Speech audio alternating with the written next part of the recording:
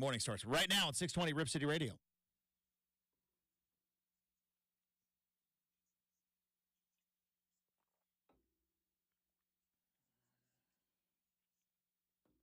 And a very happy Wednesday. It is RCM. I'm your host, Justin Myers. Super producer Brenden is safely partitioned on the other side of the glass. Thanks for getting up early with us or staying up late.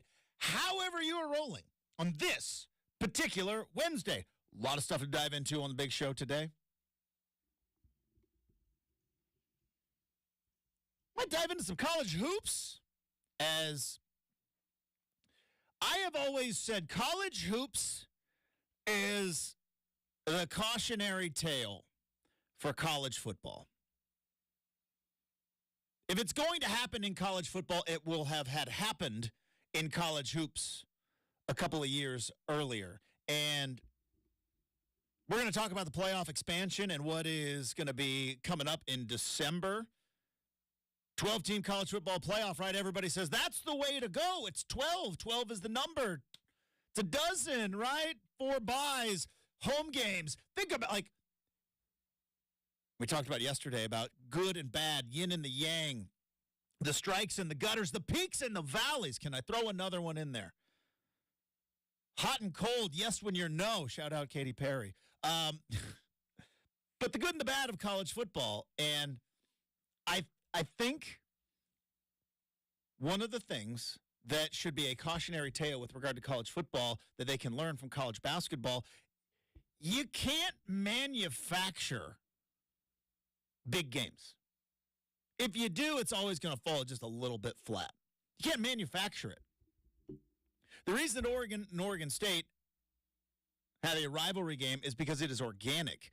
It is built into the fabric of who we are. I know, I'm getting a little bit deep for 3 minutes into the show. But it is. It's like, what is a great rivalry? It is history. It is culture. It is proximity. It is geography. It is organically built over decades upon decades upon decades. You grow up in this great state. Are you a snooty city guy? Or are you a redneck hick? And I know this because my parents grew up in Eugene and I grew up in Winston. I was the product of snooty city peeps who grew up around all the rednecks. And so I got a nice little combination of both. Brenden lived in snooty Sherwood, but his family, timberfolk. Same thing. Kind of but it's, you know what I mean? It's built into who we are. Are you an Oregon State person? Like, we had Bill Orm on months ago, and it was like, yeah, most states there's city and country. Most states there's blue and red. We're ducks and beavers here. It's been that way for a long. You can't manufacture it. The Oregon-Washington rivalry is an anger and a frustration that has been built up for generations. Generations of Oregon fans saying Washington is so arrogant. Then Oregon got, what is that? A billionaire benefactor? Got it. And then Washington was like, oh, those Oregon fans are so arrogant. Meanwhile, they're the same, but it's been built in to the rivalry. It's organic.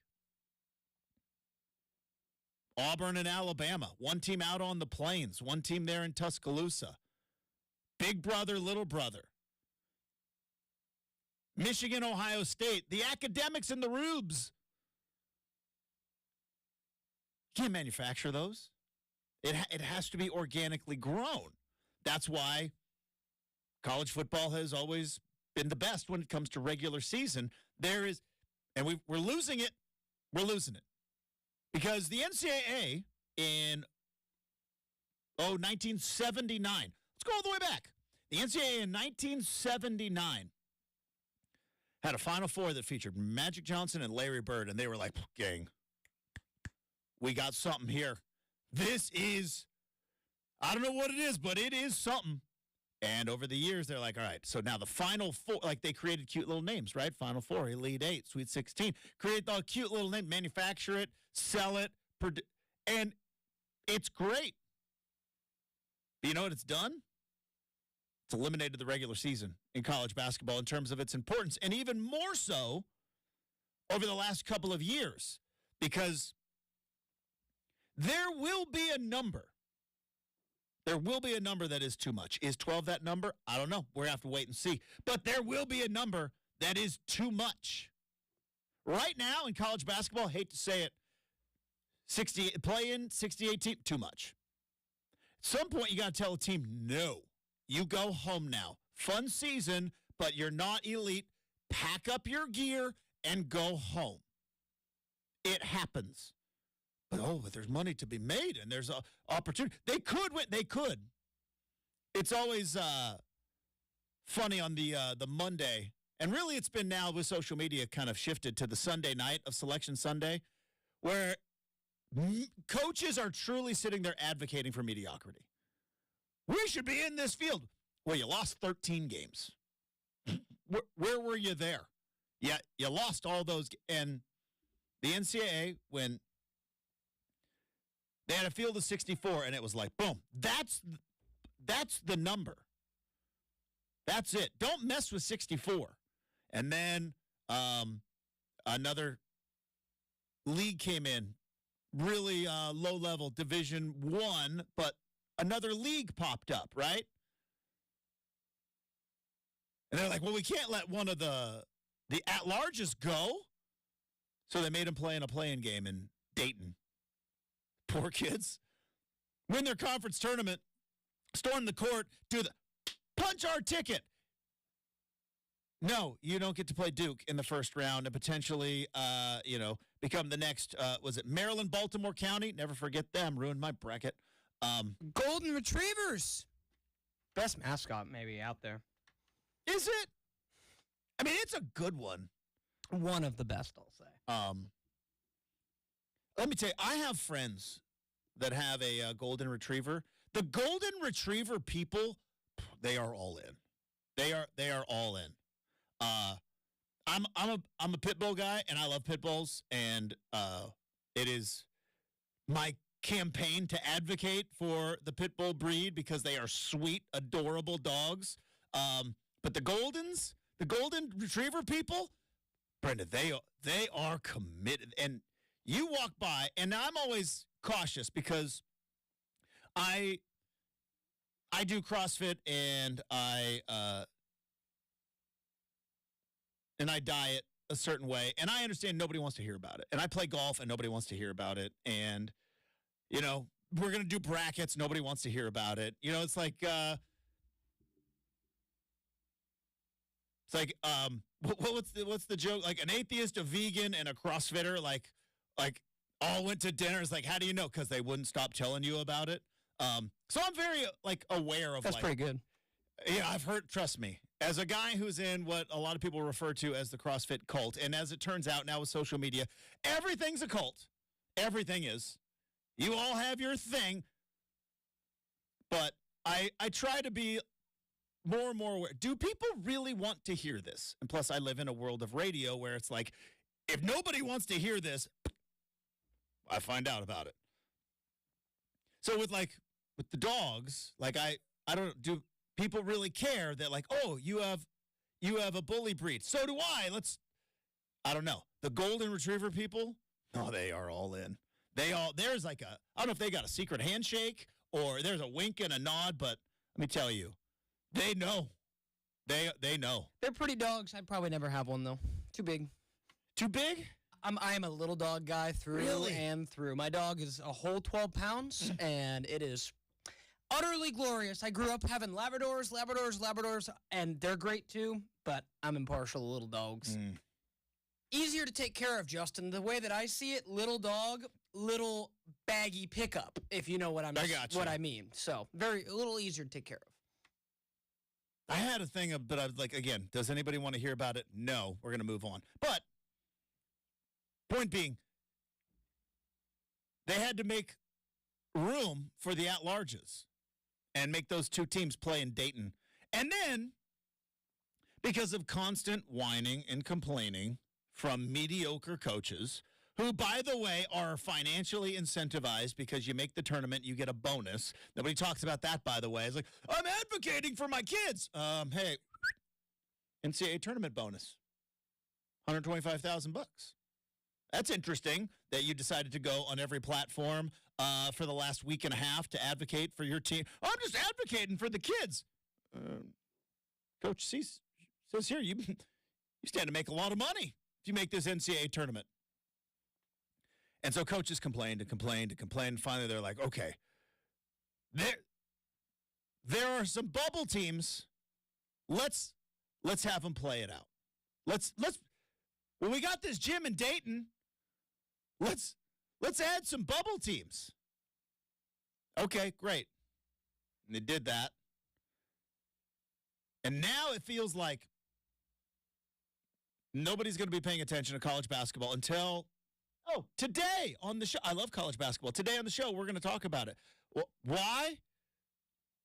Because even though Oregon right now is not even in the last four out, I think, in Lenardi, like they're not even on the page, Justin. Not even on the page, but which was surprising. They can make a run. Sure and they can win the Pac-12 tournament down in Vegas. They still got 7-footers on that team. And if a run happens, then they punch their ticket. And it's like, all right, so what was all that regular season for?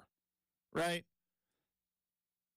Now, I realize the Pac-12 is dying a slow, miserable death right now. But hey, Justin, new commish. I don't know if you know. Yeah. That's it's so fascinating. Much easier workload, I would imagine, dealing with just two teams than the 12. It's just fascinating to see fans on both sides be like, oh my gosh, this is not George Kliavkoff. It's clearly like she is the second coming. And then there's others who are like, yeah, wake me when something happens. Yeah, so it's just so funny to see. That's where I want to just be like the range, Until you come up with a plan to rebuild the conference, which they keep talking about, I don't think it's going to happen. But you can't really come out and say what I think is the actual truth, which is Oregon State and Washington State are just trying to keep their head above water until the ACC falls apart. And then they're like, pretty much. Can the Big 12, can we get into the Big 12 then? That's what's going to happen. But when you look at the NCAA basketball tournament, right, because March Madness became as insane as it became, we don't pay attention to the regular season. I very much remember a time Oregon, Arizona on a Thursday night, oh boy, that was something. It's nothing anymore. And a big chunk of that is, keep expanding, keep playoff. That's all it is, playoff. NBA did this too, by the way. When they half the league gets into the playoffs, and then they added the play-in, and it's like, I wonder why these guys don't want to try during the regular season. Because you don't care, why should they care? And if they don't care, why should we care? College football, cautionary tale. That's all I'm saying. Speaking of, we're going to talk about the college football playoff coming up in a bit. We are going to talk some NBA in Round Ball Rock. We do have Tyson Alger on the program in hour number 3. Also, the cloud that is still hanging over the Blazers and why I think that is preventing a common sense, fairly simple fix to this TV problem. We'll dive into that coming up a little bit later as well. But before we get to all of that, I do want to tell you about the good people at DeBella's, because you know what number can't get too big? 5-star reviews. They got 15,000 of them. Plus, keeps growing every single day. Go check them out on Google Reviews right now. 15,000 plus 5-star reviews for their excellent work at DeBella. They're Oregon's roofing, siding, windows, and bath experts. They are the official home improvement partner of the Portland Timbers. And, regardless of how your 2024 is going, we can all kind of have the same goal. That's save a little bit of money. Well, you can update your roof with solar shingles. I'm just learning about these. Didn't know they existed. But solar shingles, they could potentially pay for your roof with savings and federal or state incentives. Contact DeBella for all the details. Plus, they have easy estimates. They're convenient. They are free. There is no obligation, and they are scheduled on a time that works for you. Probably seen their work in Better Homes and Gardens, Real Simple, HGTV. Plus, they've received accolades from Angie's List and Home Advisor for their award-winning customer service. Now is the perfect time to connect with DeBella for an amazing finance opportunity. 0 down and no payments until 2025. That's on approved credit, but 0 down and no payments until 2025. Check out DeBella for your free, no-obligation appointment for roofing, windows, siding, bath projects. DeBella, the official home improvement partner of the Portland Timbers.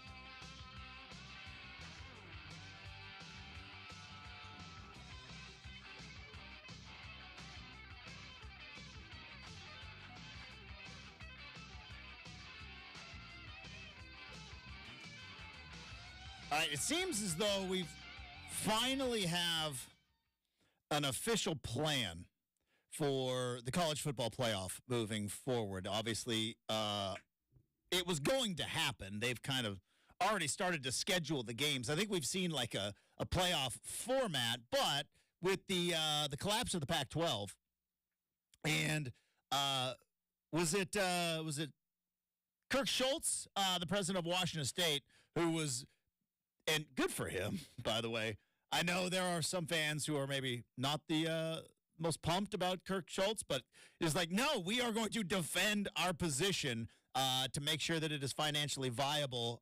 Was holding up this official vote, but it was going to be the 6+6 model was kind of the I think the initial rollout of the 12-team playoff, which is you got 5 Power Fives, all of their conference champions are in, and then one group of 5 highest ranked, and again, it's selected. Keep in mind, when they talk about highest ranked, these are selections. This is all like there will be conference champions who gets a bye. The rankings are still chosen by a selection committee. We are so programmed in our sports brains to think of like, oh yeah, just the rankings come out and they're kind of like gospel, even though like was the AP is like no the rankings that are going to be used in this formula is going to be the college football playoff rankings. But with the Pac-12 collapsing and the Big Ten and the SEC and probably a little bit of the Big 12 going like, we can't just give them with one of their 2 schools a spot in our tournament because what if they're not very good? That's going to take away us. What if we just give them the money? And it sounds like that was ultimately the agreement, was that the Pac-12 is not going to be recognized as an actual conference, even though technically under NCAA bylaws they are. Right? Because, Brenden, can't you, like, as a hybrid league, for, like, you get a 2-year grace period? 2 years. Technically, the Pac-12, and this is why this vote got held up, was Washington State, I think, took charge, and Oregon State was like, sure, we'll hang with you. Why not? We ain't doing anything. And so they're like, no, we're still a league. If one of our teams is ranked in, we're playing 11 non-conference games, but if one of our teams is ranked and we crown a champion, we're getting in. And they're like, I don't think that's going to be the case. So it sounds like essentially the rest of the conferences came together and said, all right, can we buy these guys off? Which I would say for Washington State and Oregon State, a far better move than trying to, weasel your way, loophole your way, backdoor your way into the college football playoff at 7-5. You know what I mean? I think it is much better to just get the money. And they'll get, I think it's a $6 million share for the college football playoff. So that ain't nothing to sneeze at, considering that they're going to get all the money from the previous bowl games. They are, at some point, going to figure out a broadcasting entity and then a cool $6 million on top of that, which, if you can keep your head above water, as I said last segment, to win, I believe ultimately the ACC falls apart because that's gotten real quiet. Florida State, they're suing. They want out. Clemson might be joining them. Justin, the lawsuit is ongoing. We know how the court system works in this country. Yeah. Slow. Until it doesn't need to be slow anymore, right? Until, certain people want certain things done. It gets done. This is true. It gets done. But the ACC thing is still out there. So that's a little inside baseball. Don't want to get too far into the weeds. But, all right, here's the question. Now that we seem to have it set, did they get it right?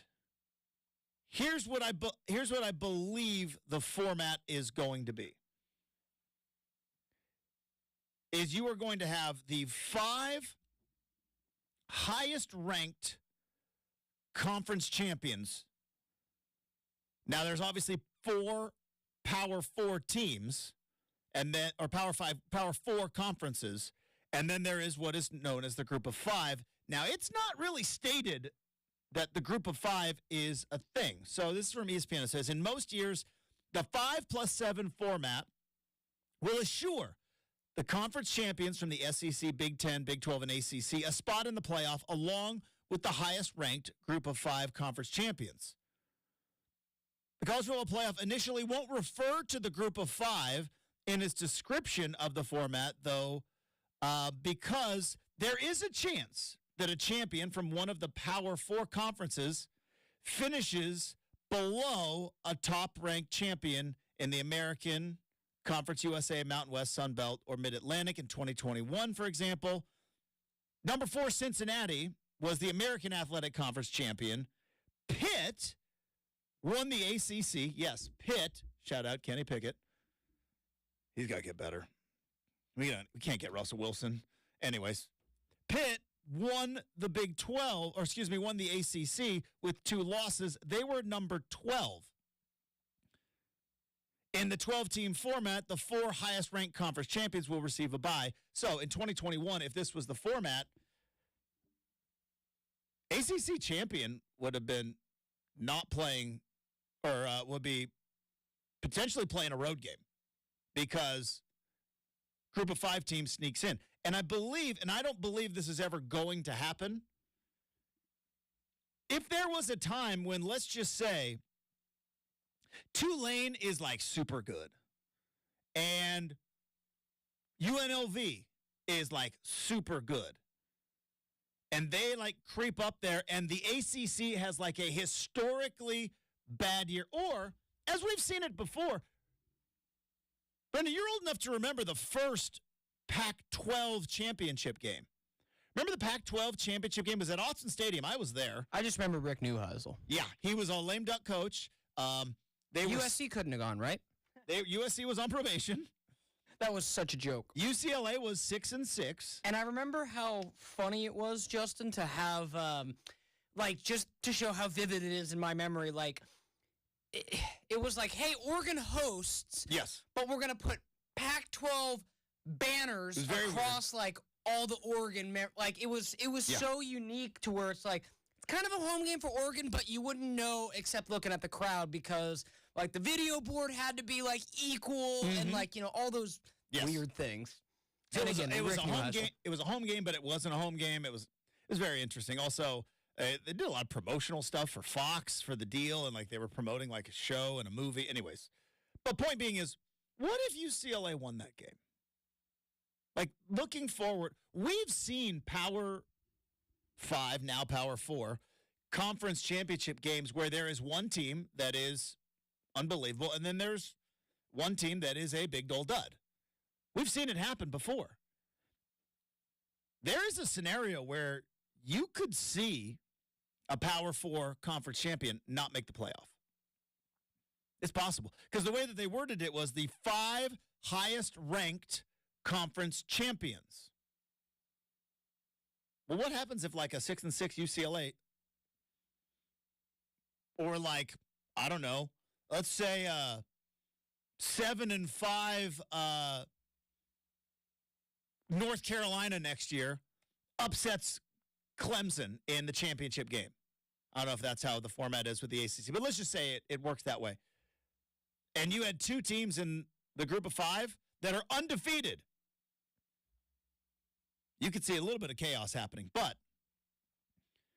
for the most part, year in and year out, you're going to have conference champions in the Power 4 are going to get a bye. Here's the wrinkle that I find fascinating. Because, let me read this part again. The 4 top-ranked conference champions receive a first-round bye. The 4 highest-ranked conference champions will receive a first-round bye. You know who's not happy today? Notre Dame. Because Notre Dame is now sitting there going like, whoa, whoa, whoa, wait a minute. What happens if we're the number 1 team in the country? And they say, yeah, that's great. You're the number 5 team in the bracket, and you get to host a game, but you do not get a first-round bye. Notre Dame has got to be like, now, is there any sympathy for Notre Dame? No. Like, you guys have been hacking the system for years of, oh, no, we're independent. It's just because it's always been that way. Yeah. You got to deal with NBC. You make a gajillion dollars year in and year out. You set up your schedule the way that you want to set up your schedule. And you got the biggest gravy train in terms of financial revenue for any college football program over the last 50 years. Hey, now, come on now, Justin. You don't get a first-round bye. Sorry about it. we have to put some respect on the Tony the Tiger Sun Bowl champions, Justin. They did, wipe the floor with my Oregon State Beavers in that game. Wasn't even a real game. That's wasn't part of the fun, game. baby. So, but yeah, do you think Notre Dame's fan base is expecting to be in Sun Bowls yearly? Justin? No, absolutely not. Yeah. But it was not that long ago when they were like the number 2 team in the country. Oh, yeah. It wasn't that long ago. Like, I guess that was the one year Brian Kelly actually took them to the national title game was a while ago. But they've been in the mix for a while. And to think like or even if they're like number 2, like or number 2 or number 3 in the country. Yeah. Guess what? You don't get a first-round bye. So do you get 2 losses now? So under the new assumption, we can assume 2 losses and you can still make it? Or do we still think 1 is golden? So let's because for that example, like Notre Dame, the last couple years, 4 losses, 3 losses. It'll be interesting to see. Here's where it's going to get real interesting, in my opinion. Because this committee is essentially going to be in charge of who makes it in. And everything used to be pretty cut and dry. Hey, if you're undefeated, you're in. And then the Florida State thing this last year ruined everything. And a lot of conspiracy theories of like they had to keep Alabama in. So let's take a look at the college football playoff rankings. If in fact this was put in place last year. This is what the playoff would look like. And again, this is tough because Washington's in this mix and the Pac-12 doesn't exist anymore. So let's just say that a Big Ten school like Washington or Oregon goes to the Big Ten championship game, loses. Michigan would be in as a first-round bye. Texas would be in as a first-round bye. Alabama would be in as a first-round bye. And Florida State would be in as a first-round bye. Then next conference champion, you got to scroll, would be Liberty. Yeah. And that's obviously Oregon had to play Liberty at 13-0 would be in. Now, they would be the 12 seed, but they would be guaranteed in. So after that, Washington, Georgia, Ohio State, Oregon, Missouri, Penn State, and Ole Miss. But see, here's where it gets interesting. Let's take a look back at last year. This is where the committee, by the way, do not sign me up. Do not sign me up to be part of this committee. I want no part of it. I need doxing my house. So, Brenden, if you were trying to figure out the final spots, you got 10-2 Oklahoma, 10-2 Ole Miss, 10-2 Penn State, 10-2 Missouri. 4 teams for 2 spots in that scenario. Plus, you've got 9-3 LSU. Just sitting there with the Heisman Trophy winner and Jaden Daniels. In the final rankings of last year, Oklahoma would be out. They would be out.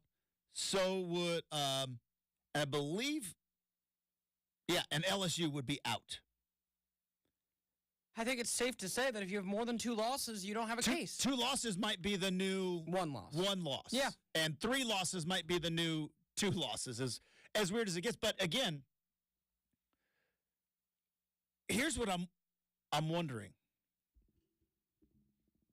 We have kind of in this sport an understanding, right? And again, this whole Florida State thing last year, but it's like we had an understanding of like, all right, if you have a loss, but you avenge the loss, and is the mentality of the way we have done college football for 100 or so years, which is just go undefeated. If you go undefeated, sorry, Florida State, and you don't have a quarterback who gets injured, if you go undefeated, you're going to be fine. Or is there going to be like a case for an LSU who last year they were 9-3, but the way that they closed the season, they won 7 of 8 games, only lost to Alabama. Do you get credit for the way you close the season? Because I know in the basketball tournament, they wait games in February and early March. Is a September game going to count the same as a November game? It doesn't right now, which I think is one of the dumbest things we do. But this committee, like I said, good luck, because the argument, and this is obviously my biggest worry about a college football playoff being 12 teams, it's going to be great when you get there. Right now, the argument is 4 versus 5. The argument is now going to shift, and the argument is going to be Oklahoma, Ole Miss, Penn State, Missouri, all 10-2. Missouri was the number 9 team in the country, but do you think the committee would look at that and would they go, well, I think Oklahoma is better than Missouri? Because Missouri doesn't have an awful lot of name recognition. How much do eyeballs come into play here? Draw. We know bowl games flat out said it because bowl games were exhibition. Yeah. Fan base, eyeballs, name recognition, that stuff matters. Unfortunately, it's how Oregon State got stuck in the Sun Bowl all those years. Hey, we're going to the Holiday Bowl. USC just became available. Sorry, Beavs, you're not going. Like, that's fan base, eyeball. Bowl games did that forever. Is this playoff committee going to succumb to that pressure? Because they're putting on a TV show. And that was the big argument this year. Like, Florida State should have been in. Yeah, it would have been a bad game, and they would have gotten their doors blown off by Michigan, but we're not putting a TV show together. We're putting a playoff together. Well, they said this year, we're putting a TV show together. It's going to get nuts. And like I said, it's not going to end there because Oklahoma would have been bounced last year. Oklahoma would have thrown a fit. LSU would have thrown a fit. And at some point, the committee or the powers that be who are money obsessed in college football would be like, well, I mean, maybe we'll just have another play-in like they did in college basketball. Because I said, watch what happens in college basketball till we're just doing a playoff and there's no regular season anymore. Yeah, that was a little tinfoil hat deep dive, but we got a format. We'll see how it works. Notre Dame's not happy. Now, I would also say Notre Dame, you were 16th last year, 9-3. Do you put Notre Dame in knowing it's the biggest fan base in the history of college football at 9-3? Because, again, these rankings are not based off anything. These are judgment calls. The committee could be like, we think 9-3 Notre Dame should be number 11. Okay. All right, coming up next. We talked about LeBron James and his responsibility of kind of being the face of the NBA, and it looks like, obviously, he is at some point going to be on the way out. I heard a conversation yesterday. We're going to rip it off on this show. Who are the candidates for the next face of the NBA? Who's going to be the face of the NBA? And might not be some of the names you're thinking of. We'll do Round Ball Rock next, 620 Rip City Radio.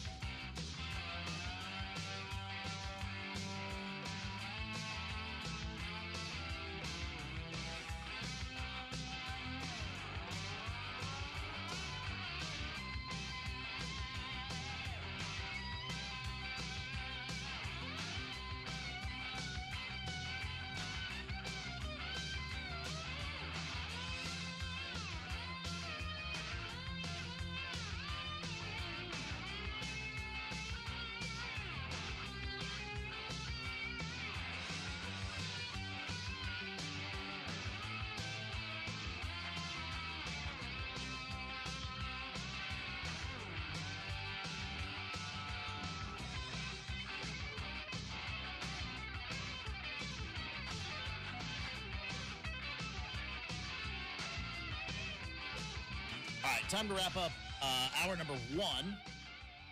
And obviously, this is our NBA segment. There's no NBA games to talk about. I've said my piece about the All-Star game multiple times. I've said my piece about LeBron James and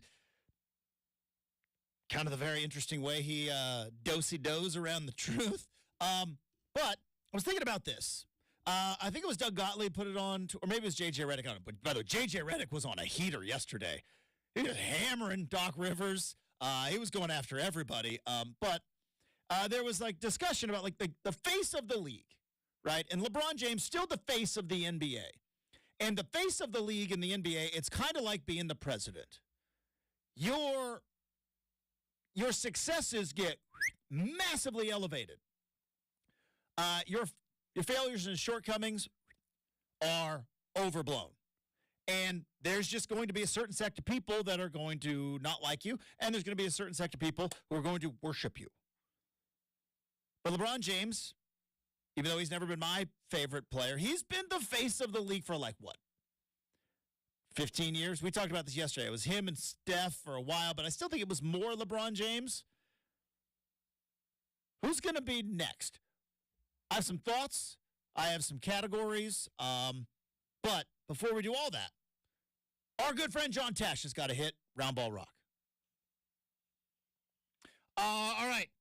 At some point, LeBron James is going to retire. He is going to take a farewell tour. Everybody is going to give him gifts. It is going to be maddening. And then he will ride off into the sunset, and then he will come back. Mark my word. He will come back. If I were a betting man and there was a bet on the table, if DraftKings put a bet out there, future, odds LeBron James retires and plays again. Oh, he's going to do it. He will do it. He's obsessed with the Michael Jordan model. He will retire, and he will come back. But regardless, we saw this when Michael Jordan came back with the Washington Wizards. It was a fascinating story, but the league had moved on. He wasn't the face of the league anymore.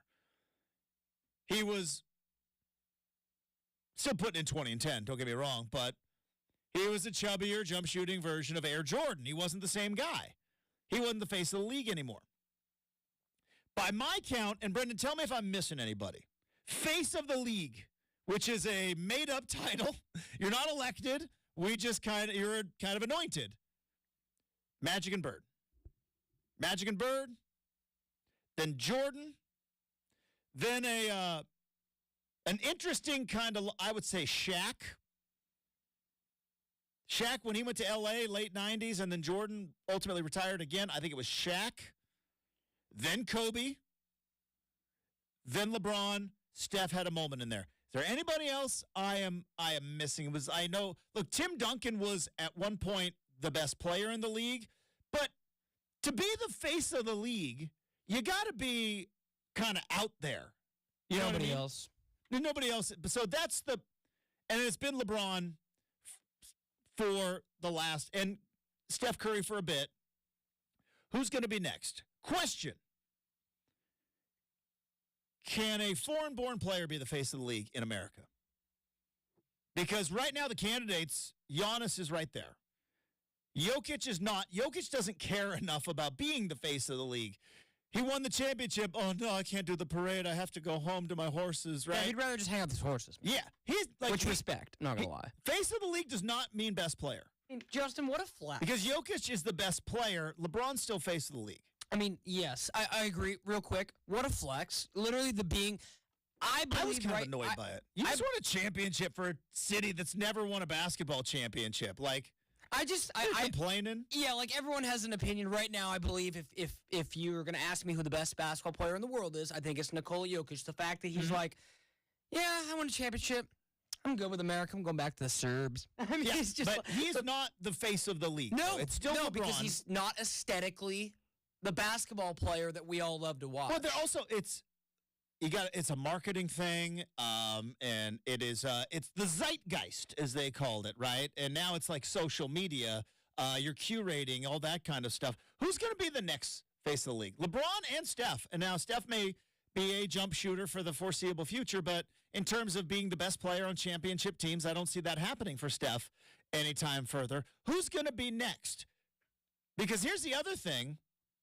Other than when LeBron was in Cleveland, face of the league, Boston, L.A., Chicago, L.A., when Shaq went from Orlando to L.A., L.A., Miami, L.A.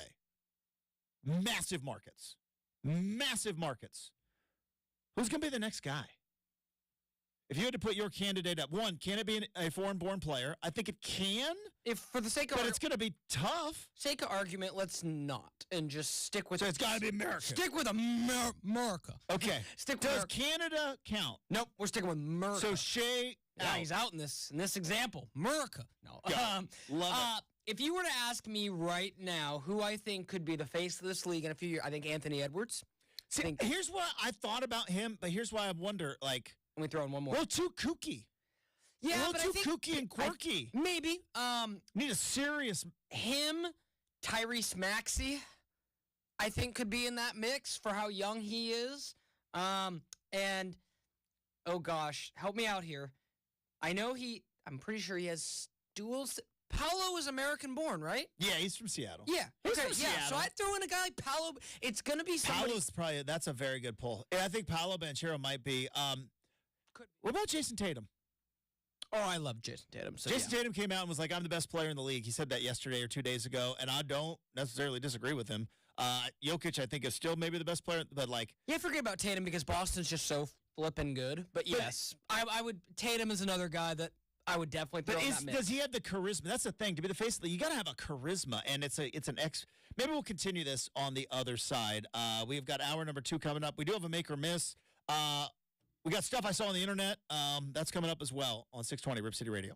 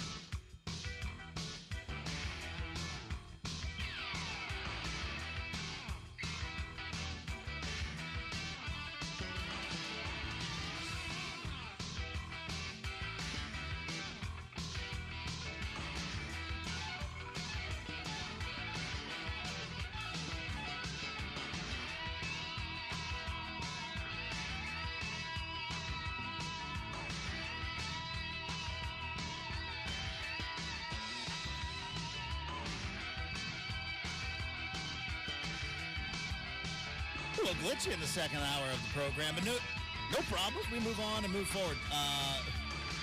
March Madness just around the corner. The Pac-12 has two teams currently projecting the field of 64. This is according to Joe Lunardi of ESPN. Arizona being a 1 seed. Washington State, the only other Pac-12 team projected into the field. They're an 8 seed. Dana Altman and Oregon not even on the board. Speaking of playoffs, the College Football Playoff Committee officially approved a 5+7 model, 5 conference champions, plus the next 7 highest-ranked teams. Oregon State and Washington State were holding up the vote as the Pac-12 members, but see a pretty nice little payout as they will remain a hybrid conference. Tyson Alger from the I-5 corridor joins us in hour number 3. Hour 2 starts right now on 620 Rip City Radio.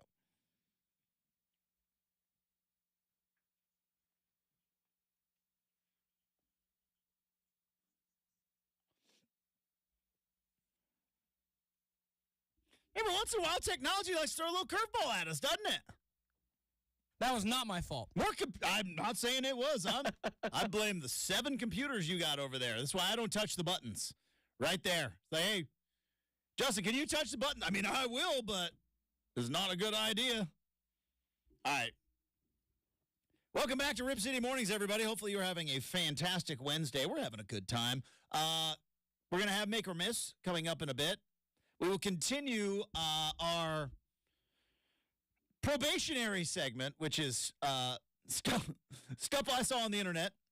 So we're going to dive into that coming up in a bit. We had a discussion last segment, and I feel is good enough to roll over. Who's going to be the next face of the NBA? It's not an official position, but is a designated position. There has been one since I was a child. Since the NBA and the ABA merged and finally the league got stability into the 80s, it was Bird and Magic. There were 2 back then.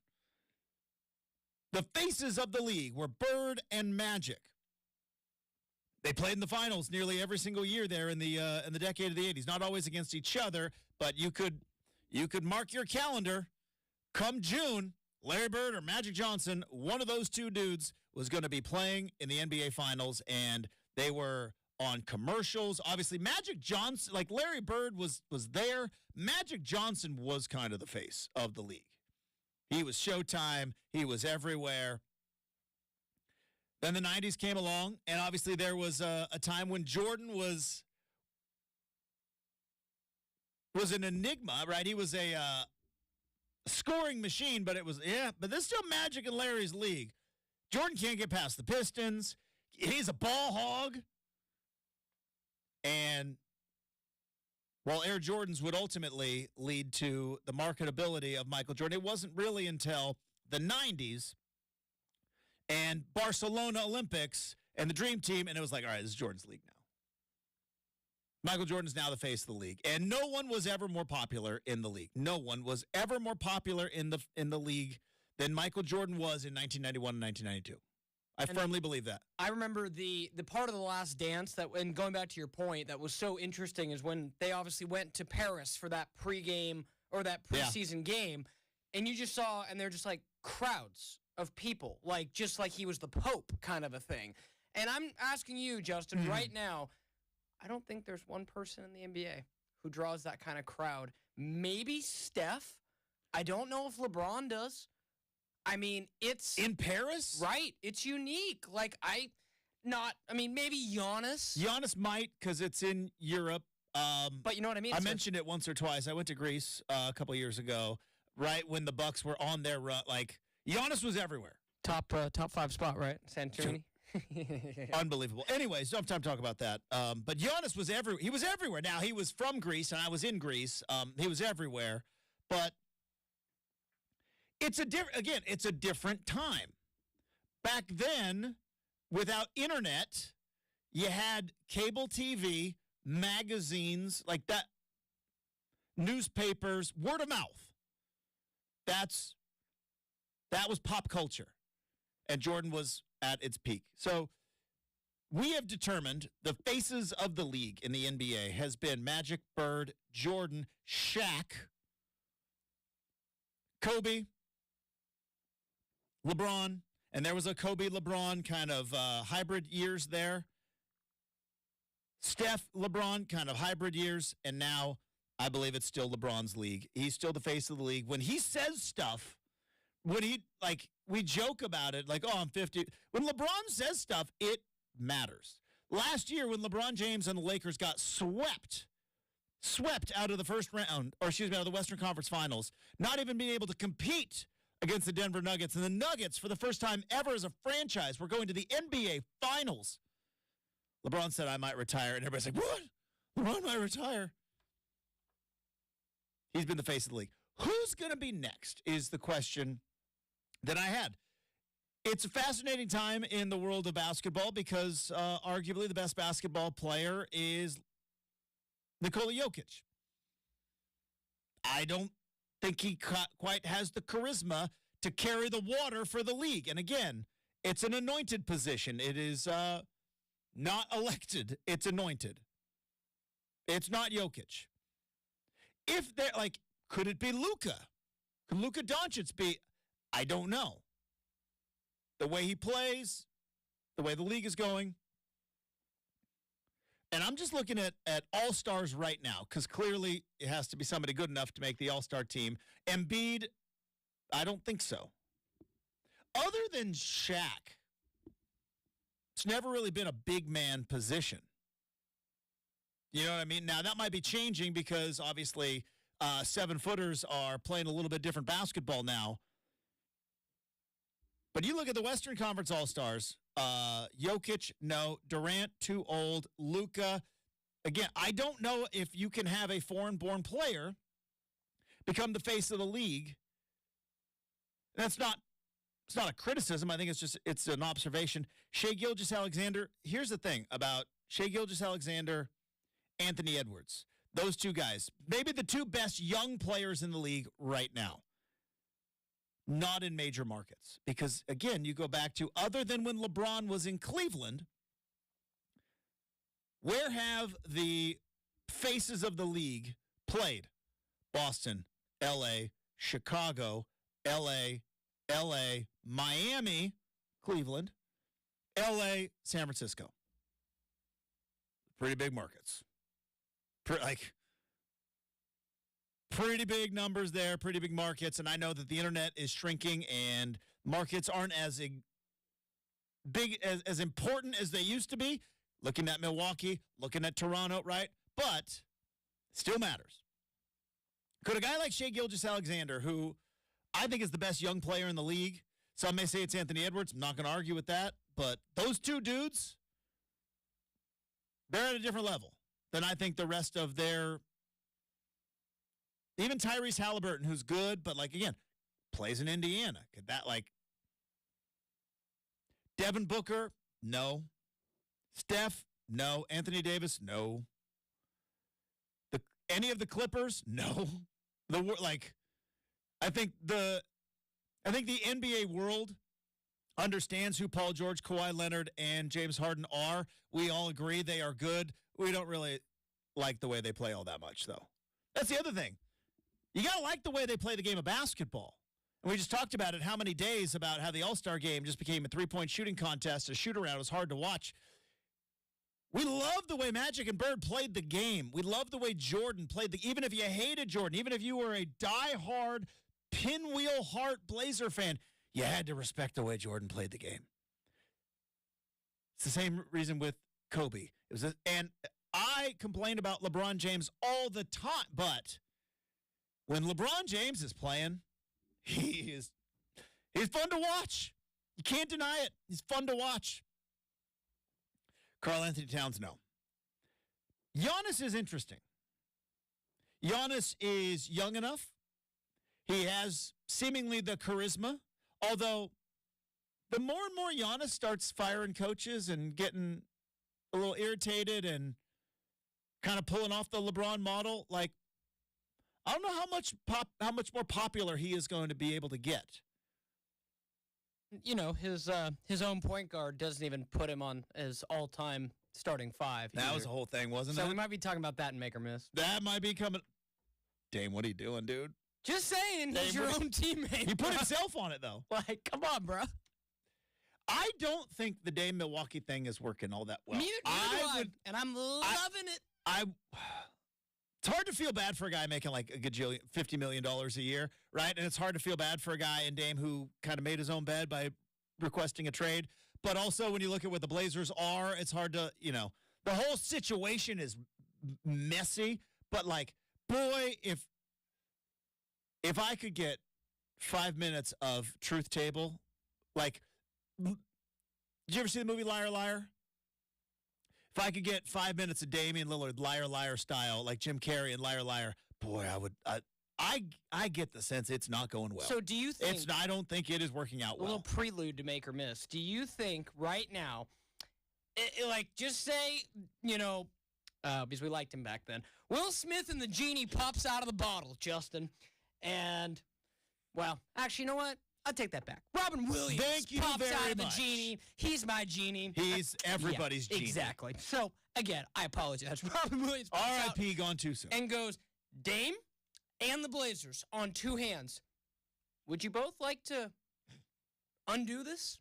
Do you think both of them would say yes? Or do you think both would say no? Or would it be different? If they said you could erase the last 12 months, Dame is still a Blazer, this never happened. Again, would they take kind of diving into what you just said right there? I talked about the 5 minute liar liar thing with Dame. I'd like to get the 5 minute liar liar thing with Joe Cronin.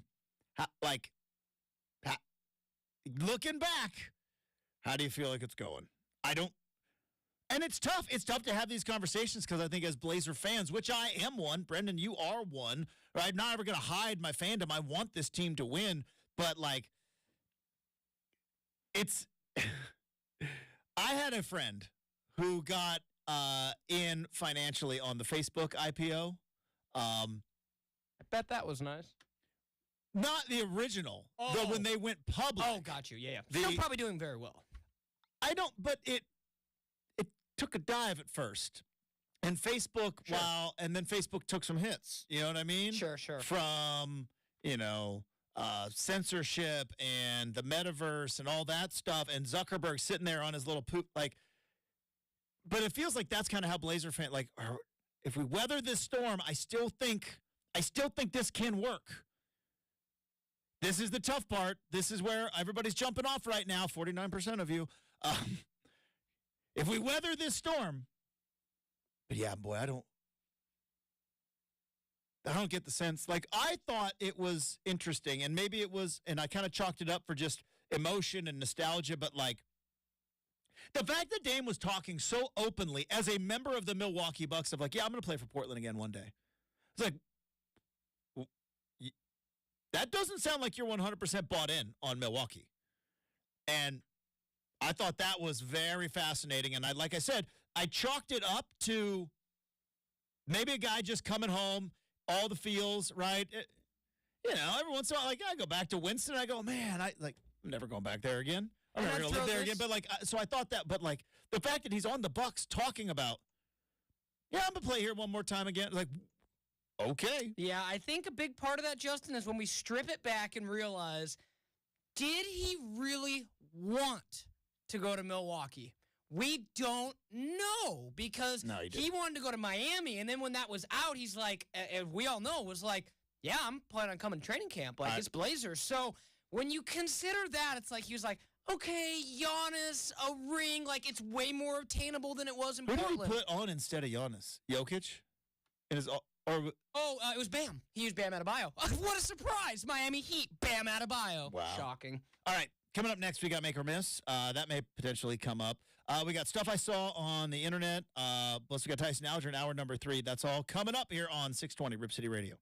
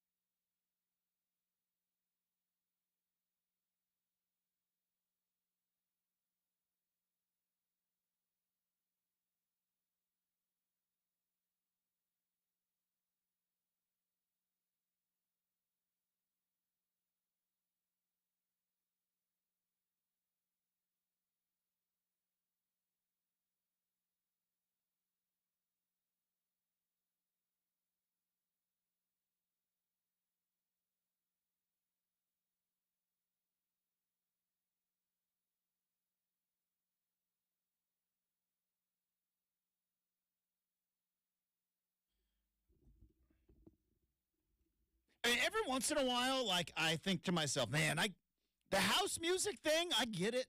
I get it, right? The big build-up, the big thing, and, like, the festivals, and and then a part of me goes, like, y'all really gonna do that for, like, 4 hours? Like, that's just a lot.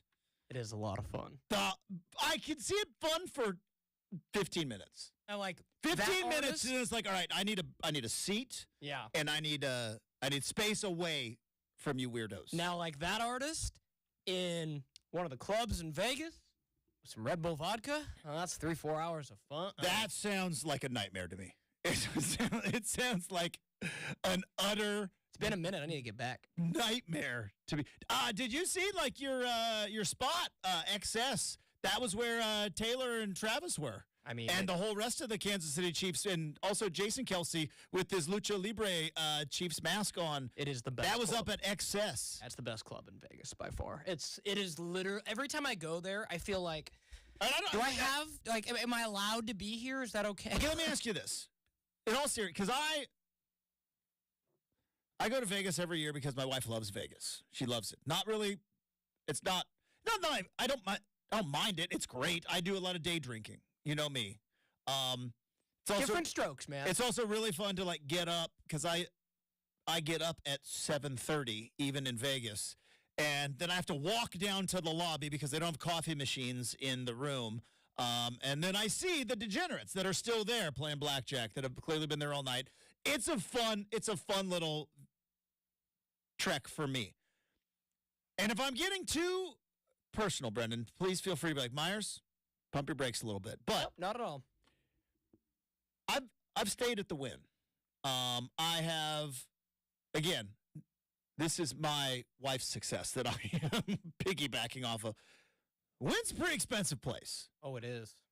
XS, I could only imagine. Like, what is the cover charge? Like, so it's been different for every artist. So I have seen. Okay, first, let me ask you this. Do you just go and you're like, hey, luck of the draw for DJs, or do you plan it out like going to a concert? Yeah, my buddy and I planned it out like going. Like, Got it. It would be one of those things where it's like, hey, let's look at Vegas this weekend. Then it was, okay, before we do, who are the artists in town, right? So I've been twice to XS. By artists, you mean DJs playing off a computer? Well, I mean, That's mean-spirited. Yeah, I'm like, no. That's my fault. I'm trying to learn, and I had to just throw a jab, and I can't help myself sometimes. But no, the two artists, I've seen David Guetta, and I've seen Diplo at XS, and I've heard those names. Yes. I've heard of those names. Very, David Guetta did the Titanium. yeah, very EDM. That song. Oh, he sang it too? Slaps. Oh, yeah. No, very EDM. Shout out, but I am partial to the Pitch Perfect version. But if memory serves, it's usually about 500% more if you're a man compared to, like, it is man cover charge, female cover charge. They have that? Yes. That's a thing? Yes. And it is very different. Very, very different. So if you're ladies, you can get on into XS for a pretty decent price. Now, men, you're paying about $50 more. $50 more? Yeah, I want to say... What's the most... and again... Yeah, you can plead the fifth. You can plead the fifth. What's the most you ever paid to get into a club? I think when it was when I went to Caesars with inflation, most recent. I think it was $150, $125, which compared to concerts is not that bad. Yeah. Like I said, the thing where you can make... If that's your jam, I guess I kind of get it, because it's kind of like being at a concert. Yeah. I paid that much for multiple concerts. And again, the thing that is the ludicrous thing, Justin, is how much those Red Bull you said ludicrous? No, good call. But the thing that is crazy is how much you pay for drinks. Like that's your Vegas tax. The most expensive Red Bull vodka I've ever bought in my life, $36.95. So yeah. Is it a double?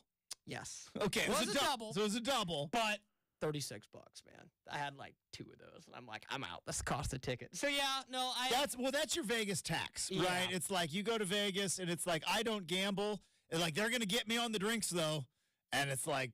After 2 poolside margaritas, and it's all of a sudden, it's like, I don't care what this costs. I'm just saying. We already got the card down. Yeah. We're already here. We'll figure it out at the end. And, I'm not the only one. I have maybe seen, another radio host in this city at XS at one point or another, too. So, it's a popular little spot. It's not Chad. It's definitely not Dwight. No one at this station. Not Burkhart. Probably not Canzano. Good times. I mean, I could run through all of them. Probably could, but yeah, no, it's a good time, man. Good time. It's just not my jam. But you know what? Hey, it's your jam. But like I said, I could. That's why the problem is the cover and the wait. How long do you wait in line? How long was the line wait? You pay $150, and then sorry, we're at capacity, and you got to wait for some other. Because you don't want to. You got to wait for some other dude to leave. Right, because you don't. Once you get in, you're not leaving. Right, and it's a fine spot. Like I remember last time we were trying to thread the needle because you don't want to get there too early. Yeah, $36 Red Bull vodkas. And usually there's no opener typically, and the artist goes on about midnight. So that's insane. And they're like, doors open at 9, and you're like, I'm sure you'd like me to drink your drinks for 3 hours. Oh yeah. Last time I think my buddy and I showed up at like 11. We waited like an hour and got in at like midnight. So that's insane. Yeah, and that was for Martin Garrix at Caesars. This was not XS. XS was a little bit better. Who's the Martin Garrix? Who's that? Another EDM artist. Does he do anything I would know? If you were to look him up, you probably would recognize his song. But yeah, I've just realized like all three of the artists I've seen have been very similar in what they do. Yeah, I'm poolside guy. Yeah. Poolside, bottomless mimosa brunch. There's a place called Hex at the Paris that is if you get reservation. Thank God my wife is the most organized person in the world. We do not go anywhere. It's reservation. We are dialed in, and it is so nice. Because again, I'm not waiting in line. That is something I probably about 37, 38 years of age. You just go like, I don't wait in lines anymore. Like I used to wait in lines at the bar. I'll say this all the time, but it's like bathrooms and getting in I'm not waiting in lines. Yeah. If there's a line, I'm not doing it. And for what it's worth, Justin, I just realized this. Last time I was in Vegas, it actually did take about the same amount of time to get into the club as it did waiting to meet Bryan Cranston and Aaron Paul. So there you go. How is the bathroom situation at this club? Because that's my thought. And again, Sublime. Really? You can get in and out? Oh, yeah. Like I'm talking dudes, they're offering, would you like a, how do I phrase this? Let's start with, would you like a cigarette? Would you like mouthwash? Oh, yeah, they have but I'm saying the time to, like, access? Oh, yeah, like, easy peasy. You got dudes saying, here's your open stall. Like, you got like 2-3 dudes in there. They're all. But you got to tip that guy or they give you dirty looks. And they're also saying, would you like latex protection? I'll leave it at that. And, some other things. So smart. Hey, responsibility. Yeah. Man. Like, not to dive into anybody's stuff, but we're pro responsibility. Absolutely. On this particular program. No, yeah, they're totally like, where's my tip? I'm like, I don't need a cigarette. I don't smoke. I'm good. Know. Yeah, good times. It's a fascinating world. It's a fascinating world. It's not my world, but you know what? Hey, one day. You live through it through me, baby. Well, I don't know who is more fascinating to me because I know you're going to Florida coming up soon. Florida, Brenden. Oh, it's something. And there's Vegas, Brenden. I know 5:30 in the morning, Brenden. I get the sense that's not you when you leave this fair city, when you leave the 5:03. It's kind of like Mexico, Brenden, a couple months ago, too. Oh, man. What a time. I let it rip on vacation, as it should be, right? So only different from 7:30 a.m. Justin and vacation Justin is the amount of drinks. That's about it. All right, let's get to Make or Miss.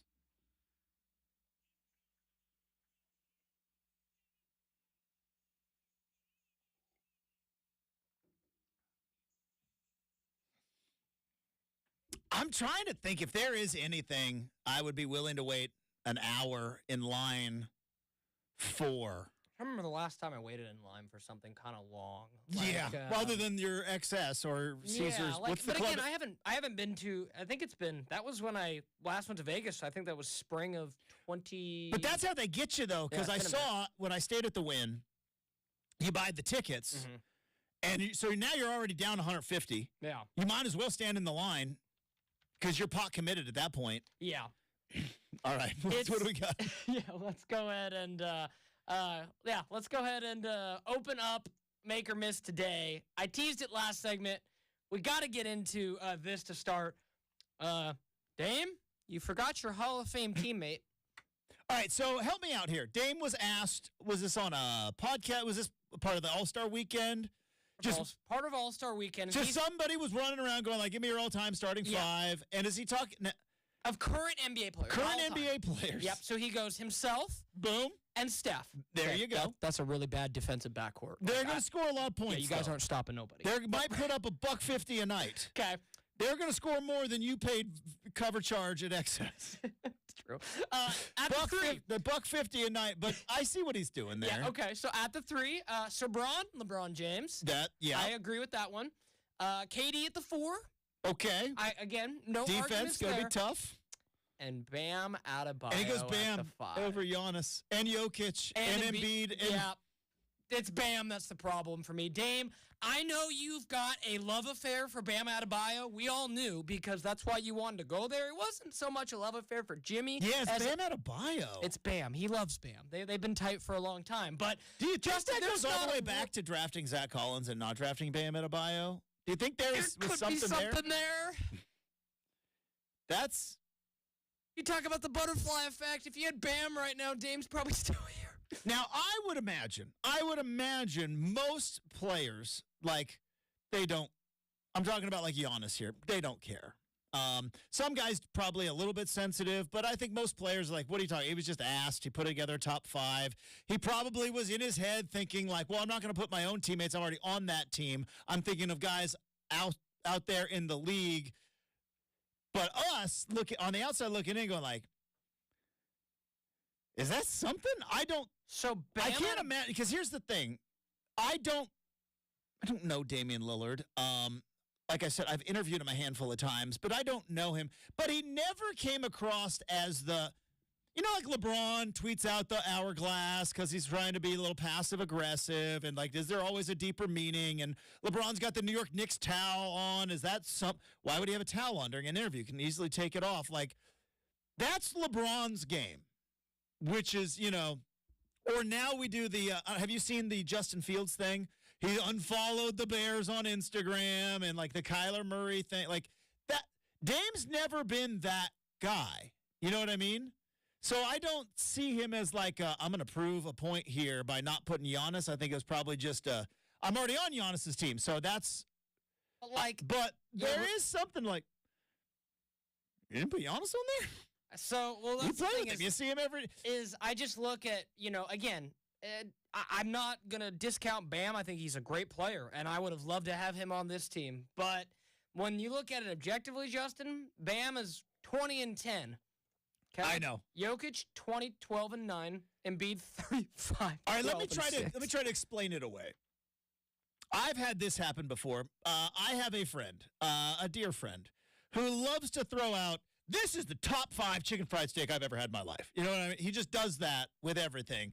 This might be the top 5 bar I've ever been, like, and so I always like to go like, all right, we'll name them. Let's get into the top 5. And I've been there too, where we just say, is so-and-so a top 10 quarterback? And they'll say, all right, well, let's name them. And you run out of spots. Do you think like Dame was just, well, I'm going to start with Bam, and then he got to the end and was like, oh, I don't have Giannis. Like, this happens. I do it all the time. Top 3 TV shows of all time, and it's like, wait, I don't have The Office on here. How is that? Wait, you know what I mean? So I think maybe something like that, but it's like there's Giannis, there's Jokic, there's Embiid. Heck, there's Anthony Davis. I'm sorry, like, there's Anthony Davis. All players I would take. I mean, at this, Bam? It's so obvious that Dame is in love with Miami. It's like, that's the way I look at it. It's like, oh yeah, Bam, that's my guy. Like, it's probably the first player he picked then like last, he's like, oh yeah, and Steph in the backcourt with me. It's funny because Dame is such a thoughtful guy, right? He doesn't say anything off the cuff. He means what he says, and he says what he means, and we've seen that for years and years and years here, and then he goes into that to just be kind of off the top of his head. Why don't you start with Giannis? Well, obviously Giannis, my teammate now. We're going to go win a championship, blah, blah, blah, blah, blah. Bam. Bam Adebayo. Just interesting. It is incredibly interesting. All right, what's next? Up next, Justin, I'm going to let you have a runway here. Oregon won't fire either basketball coach. So, context for this, Justin, Kelly Graves was asked about his job security over the weekend, and he said, they know what we've done here. I am not worried about it. Okay, Kelly Graves and his team have lost 9 games in a row. It's bad. It's an average of 19 points per game, 19.1 points per game. Shout out to Bill Oram for the Oregonian. I ripped that off from him. He did the math. That's not good. They were not good last year. COVID's had a bit of a part of it, but COVID's over now. That excuse is kind of done in terms of recruiting. Right? COVID hurt West Coast recruiting, especially in hoops, a ton because a lot of players took advantage of the open transfer rule and moved home. I know Oregon State lost a couple of players too, right? One to Arkansas. They've been down for 3 years, and it took them 3 years to climb out of it. So yeah, the fact that the post-Sabrina honeymoon is kind of over now, and normally I would say, if you got a guy that you like and women's basketball is like, there's no reason to overpay. Because women's basketball, which is at an all-time high right now, but it still is not a profitable source, the college game. It may ultimately get there. I bet you there's going to be some new discussions with regard to the amount of eyeballs that Caitlin Clark is pulling in and all that. But right now it's still – but here's what I wonder is if you are Phil Knight, who still – has a very loud voice in that room, in that athletic department. And you're looking around going like, all right, women's basketball is having a moment right now. Caitlin Clark, Angel Reese, why do I keep forgetting her name? Juju Watkins at USC. She's going to – they're talking about it on First Take, right? They're talking about like women's basketball, and the NCAA tournament's going to – the numbers are going to be – huge. Women's basketball, Caitlin Clark is outrating NBA games. It's having a moment. And in that moment, Oregon is irrelevant. Whereas 4 years ago, Oregon was Iowa and Sabrina was Caitlin Clark. And you had a chance to get in. And I think if you're Phil Knight and you're looking at the lay of the land going like, how are we not in on all this? What the heck happened? How is this team, it's second to last place, I think? Now, again, a lot of success. Not a lot post-Sabrina. Now, I'm not saying one play because that was a team, that was a wagon. They beat the women's national team. But it's going to be interesting to see. Now, the Dana Altman part of it, I can't see, even if they miss the tournament and go to the NIT again, I can't see Rob Mullins pulling the trigger and making a move off from Dana Altman because Dana Altman, for the most part, has been a fixture of consistency, but there's and here's the other thing. Oregon fans, how much do they care? Like how much? Sure. Oregon football fans take a little dip. Mark Helfrich, one bad season. Get him out. The fans weren't showing up to Autzen. I was there. Right. I was there in 2016. I watched those games. There was nobody at the stadium. I don't know how much the people there in Eugene and the fan base cares, because that's a huge part of it as well. Yeah, I think we need to, the same way that we look at Oregon State's run in the COVID year, I think we kind of need to wipe away Oregon's run in the COVID year that year too. And if you take away that year, Oregon has not made the postseason since 18-19 and had a team that... 19... Oh, I guess it was canceled. 19. Oh, I got you. 2018-2019 season. It sounded like you said they haven't done it since like pre-Civil War. Oh, yeah. Sorry. It was 18-19. Yeah, sorry. We were just clearing the trees here in the Willamette Valley. If that. But like... We're on the Oregon Trail. Was the Oregon Trail 18-19? No. Oregon... It was 19... No, you're talking 1883 was the show. Like this Oregon Trail, I think, was the 50s through kind of when they got the car. So, you did the Oregon Trail, Justin, all the way up until like 1900. So, wow. But yeah, I mean, it's just like you go back to where Oregon was. The Dylan Brooks, the Tyler. But the 2019-2020 season, they were conference champions. They were the number one seed in the Pac-12 tournament, and COVID shut everything down. Do you think Oregon misses? And this sounds really, really silly, but do you think this Oregon misses Tony Stubblefield as an assistant coach? Yep, there you Absolutely. go. And that's deep. That's some deep inside basketball stuff. But no, that's a huge thing that not a lot of people have really brought up. There we go. There's Make a Risk. Coming up, we've got stuff I saw on the internet. There's a debate going on about a certain broadcaster and a certain accent, and we're going to talk about that coming up. But before we do that, I want to tell you about Oregon's roofing, siding, windows, and bath experts. Who am I talking about? Oh, you already know it. It's DeBella. That's right.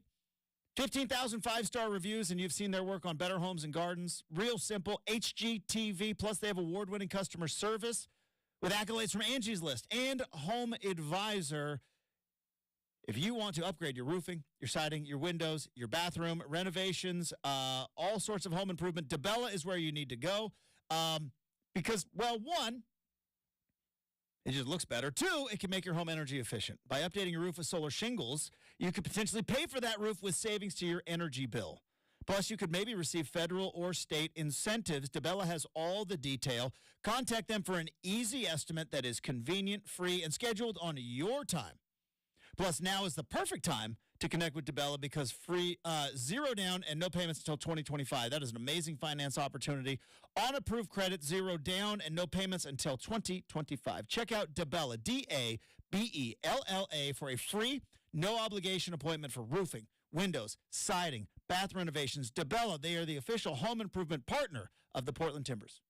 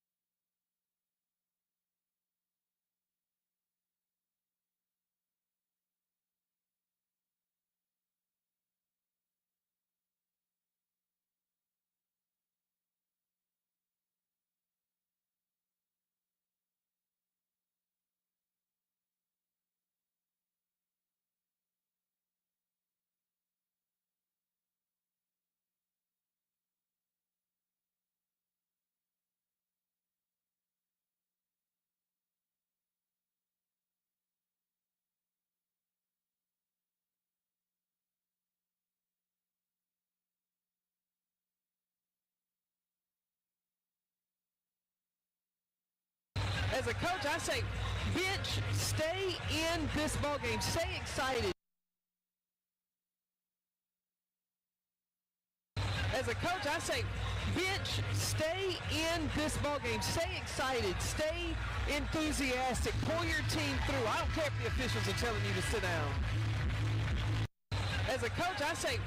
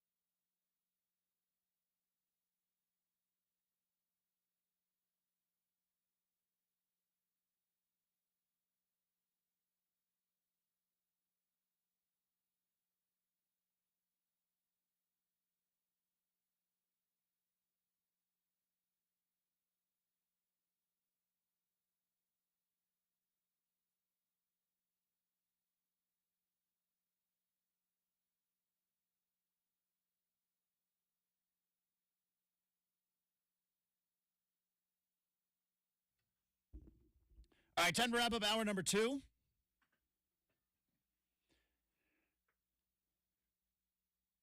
We have been workshopping a thing. It's called Stuff I Saw on the Internet. I spend entirely too much time on the Internet. I understand that. I don't know how to cut back. It's too convenient. It's right here on this phone, and this phone is always near my reach. And so because of that, I spend too much time on the Internet. And you have to wonder, like, with algorithms and everything else, like, going viral is now just, I think it's kind of an overused term, kind of like analytics. It's like, oh, it's viral. It's like, is it viral? Or did, like, because back in the day, like, going viral was everybody saw it. Well, now I don't even know if you can even say that because we don't know what anybody else is seeing because everybody's algorithm is different than everybody else's, and very few things kind of cut across the algorithmic lines, shall we say. But because of that, I see a bunch of stuff on the internet, and I have to wonder, like, did anybody else see this? And we were talking about women's basketball. And LSU, who is, I think they're a top 15 team right now. Where's LSU ranked right now? Or 13th. So LSU is playing Vanderbilt. Vanderbilt, not very good this year. And at this point, it's the third quarter. It's about 3 minutes to go in the third quarter.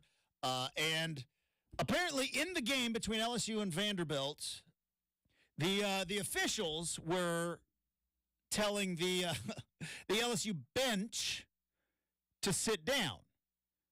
And there was some discussion as to whether or not the bench, because they need to stay in the game. And obviously Kim Mulkey, the head coach at LSU, got into it with the officials.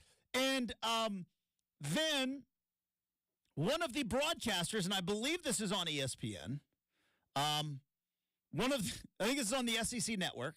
It says women's basketball on the SEC network. One of the broadcasters gave an example of what they would say as a coach to their bench. Brenden, it's important to remember she is talking to the bench. Yeah, preface everyone listening. The place where reserve basketball players sit, even though they're in chairs, it is the bench whom she is talking about. And this is what it sounded like. As a coach, I say, bench, stay in this ballgame. Stay excited. Stay enthusiastic. Pull your team through. I don't care if the officials are telling you to sit down. Stay in the ballgame. Can we hear it one more time? Talking to the bench. As a coach, I say, bench, stay in this ballgame. Stay excited. Stay enthusiastic. Pull your team through. I don't care if the officials are telling you to sit down. That took the internet by storm yesterday. I've watched. I can see why. I mean, we care about the bench. We care about the reserves. Maybe some of them might be heading into the game. You got to stay in the ball game. Very emphatic. I saw that yesterday, and I was like, there's no way. There is no way. And then I watched it about 4 or 5 times, and I was like, oh, bench. Got it. That was stuff I saw on the internet yesterday. I've watched it at least 15 times. It makes me giggle every single time because clearly we all heard bench, right? And how emphatic the bench was.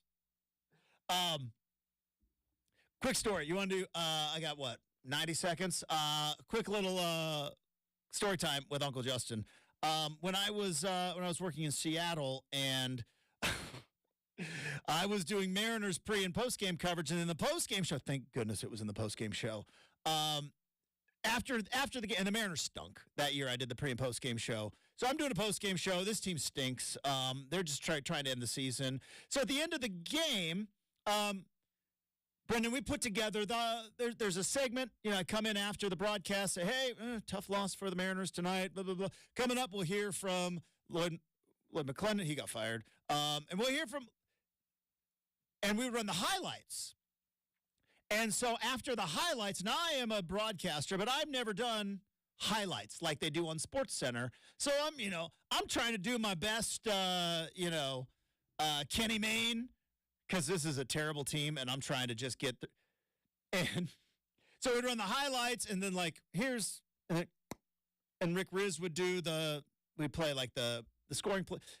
Let's just say in baseball, like there is you can hit a shot down the left field line, and you could have a hit down the left field line. I meant to say a shot down the left field line. My brain said hit down the left field line. I combined the words, and I was mortified. I thought I was getting fired. Because if you combine shot and hit down the left field line, because in my brain said one and my voice said the other, and then they just came out combined, and I'm on the... That happened to me. So, to the bench players and to the broadcaster who said bench, I feel you. I feel you. You know what's kind of funny, Justin, is the only time that I have ever had, and real quick story time, the only time I've ever had that happen was when I was learning the ropes, college radio, and a four-letter word that starts with S may have come out of my mouth, and I was like, never again. Yep. So I learned that lesson quick. No, I didn't mean to say. I combined shot and hit on accident. This just came out of my mouth. Yep. The context made no sense. Down the left field line. But it happened. So, hey, got to have a good, solid bench ready to go. All right. Hour number 3, Tyson now just going to join the show. We got the RCM mailbag. A thought on this Blazer TV deal coming up next, 620 Rip City Radio.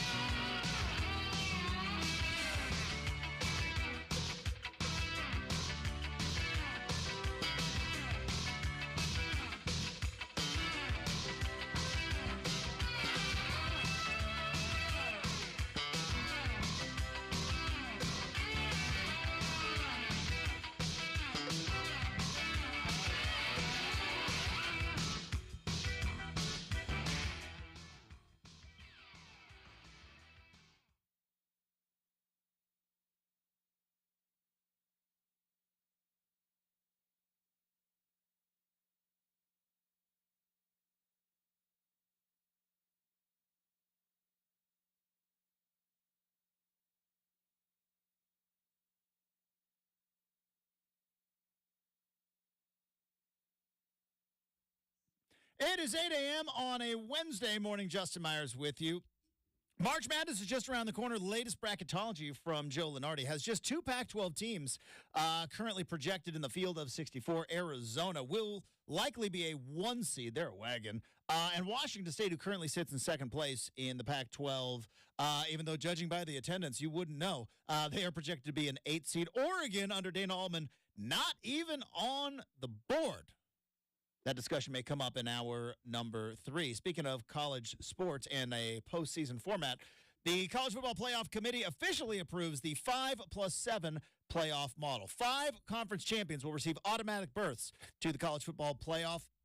The next 7 highest-ranked teams will be wild cards. The top 4 teams that will receive byes all must be conference champions. Sorry about it, Notre Dame. Tyson Alger, friend of the program, joins us in 20 minutes. We got an RCM mailbag. Hour 3 starts right now at 620 Rip City Radio.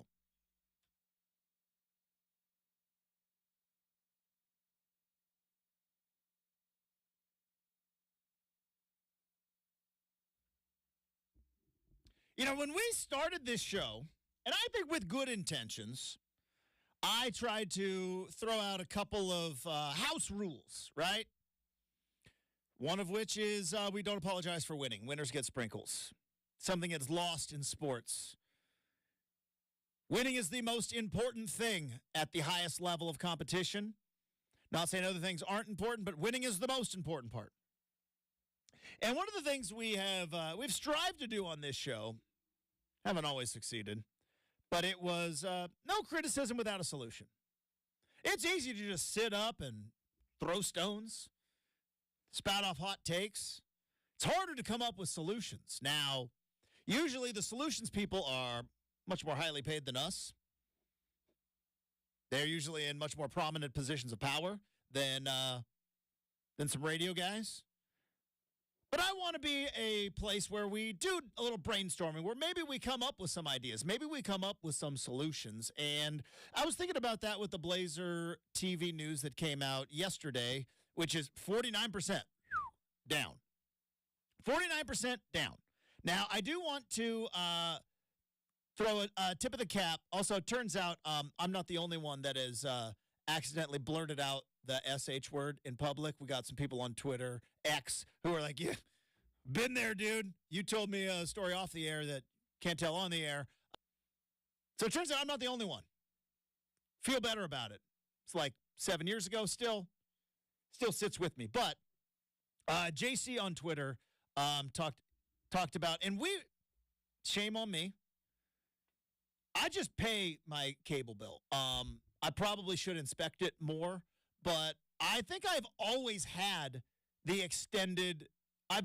root on my cable package. I did not have to, when the new season came along, upgrade my cable, or maybe it did automatically and I just didn't know it, and shame on me. Probably should pay more close attention to that. But there were a lot of people that said, because I said, I don't think it's the delivery package. It's the product. It's the lack of Damian Lillard, which I still stand by. I still believe the biggest reason for the rating fall off for the Portland Trail Blazers is Damian Lillard isn't on this team. That's how much he meant to the organization. He was the attraction, right?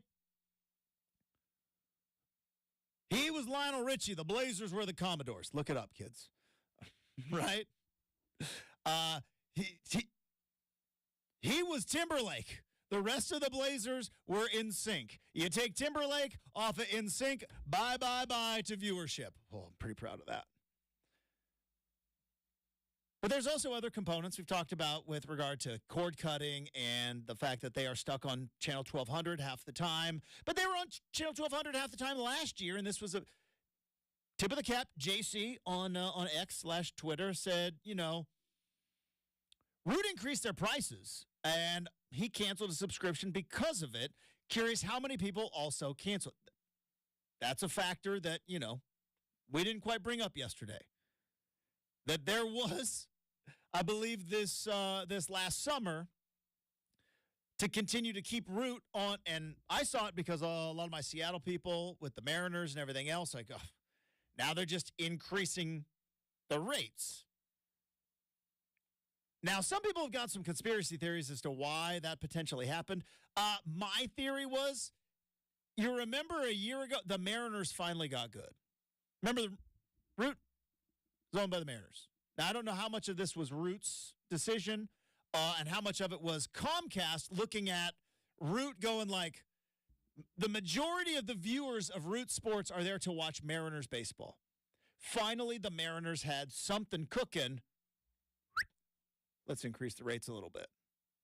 And if I had to guess, I don't know, but if I had to guess, the increase of Root Sports was less to do with the Portland Trail Blazers and more to do with the fact that the Mariners have got Julio Rodriguez, and the Mariners made the playoffs, and Comcast might be able to squeeze a couple of extra dimes and nickels out of you guys because a lot of people cutting the cord and Comcast is kind of bleeding in that particular point. That would be my guess. So now that we've done the criticism, let's take a look at the solution. Is there even a solution knowing what is potentially coming down the pike?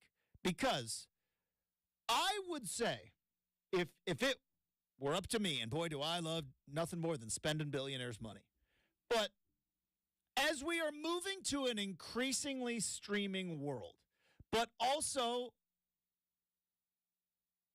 keeping in mind that there are viewers who are not streaming people. I know it's hard to imagine. I live off of the streaming stuff and the cable. The Utah Jazz, Brenden, you had the numbers with the Utah Jazz. Oh, it's a fantastic thing. I mean, so honestly, let's let's look at the Utah Jazz I'd be model. thrilled. So the Utah Jazz currently have something, Justin, called Jazz Plus. Everything's plus, right? Gotta be plus. Could be Rip City Plus. Could be Orange. I mean, yeah. You know, could be Blazer Vision. Oh wait, no, can't do that again. But no, it is super simple, right? Any internet browser. I'm pretty sure you can also get it on like your smart TVs or what have you. But for $15.99 a month, which you don't get the perks if you go monthly, or $120 for the year, $120 a year, which you also get 2 tickets to a home game and an awesome Jazz TV which I shirt. believe $120 a year. That's like $9 a month. Yeah, and did the math carry the two? And you get every Jazz game.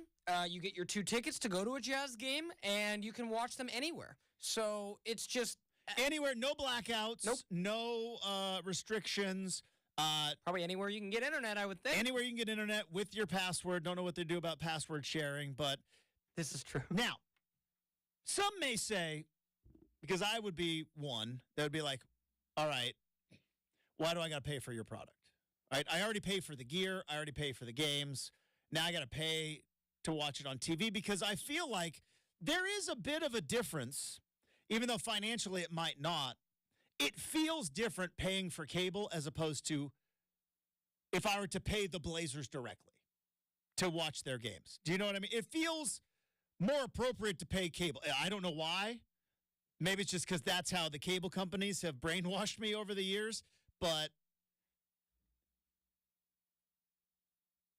paying the Blazers $9 a month for a year and a good chunk of that year not on TV, for a lot of people, streaming people, probably like, yeah, that's 2 cups of coffee, right? 2 cups of coffee right there. For me, that's a no-brainer because that's almost what I pay for 1 month of Fubo. So it's like that's a no-brainer to do yearly, and you get your team, and boom, boom, boom. And and I would assume all the other content and probably like the trail. Would like the trail be on there? If I could sign up for this now, I mean, like this is so mind-bogglingly easy and just great. Now, there's also the Phoenix Suns model, which I think the best way to do it is to combine the two. Phoenix Suns have essentially local TV in Phoenix metro area broadcast their games. Antenna model, right?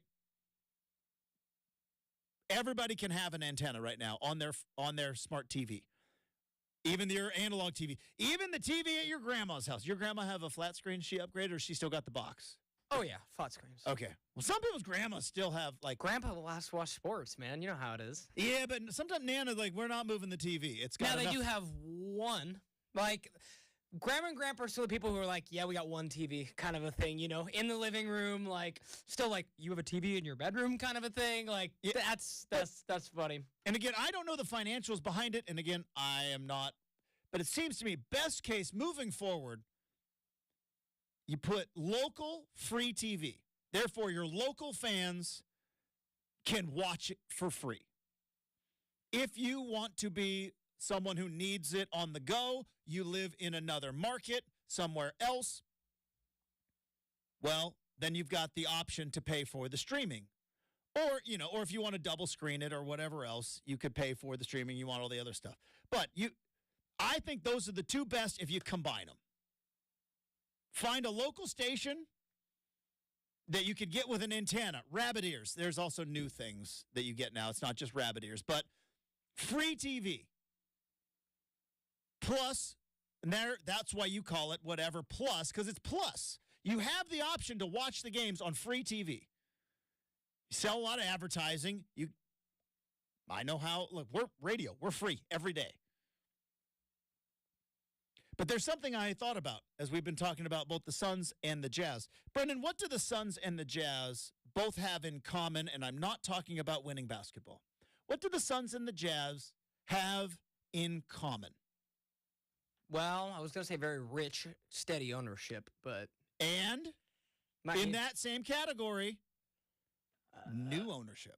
Oh, yes. Within the last 2 years. New ownership. I forgot this Jazz. When did the Jazz sell? I thought it was 2 years ago. Okay, yeah. You remember this whole thing with like Danny Ainge and they were fire selling and then they brought in some internet guy who wears sweats and when did they say? Like 2 years ago, right? 2020, but you're close. Yeah. Okay. Within the last 5 years. Yeah, the Millers had owned the team for 30 years. Sounds like the Allens owned the team for 30 years. That's the whole thing, is we can sit here and talk about, like, I say no criticism without a solution.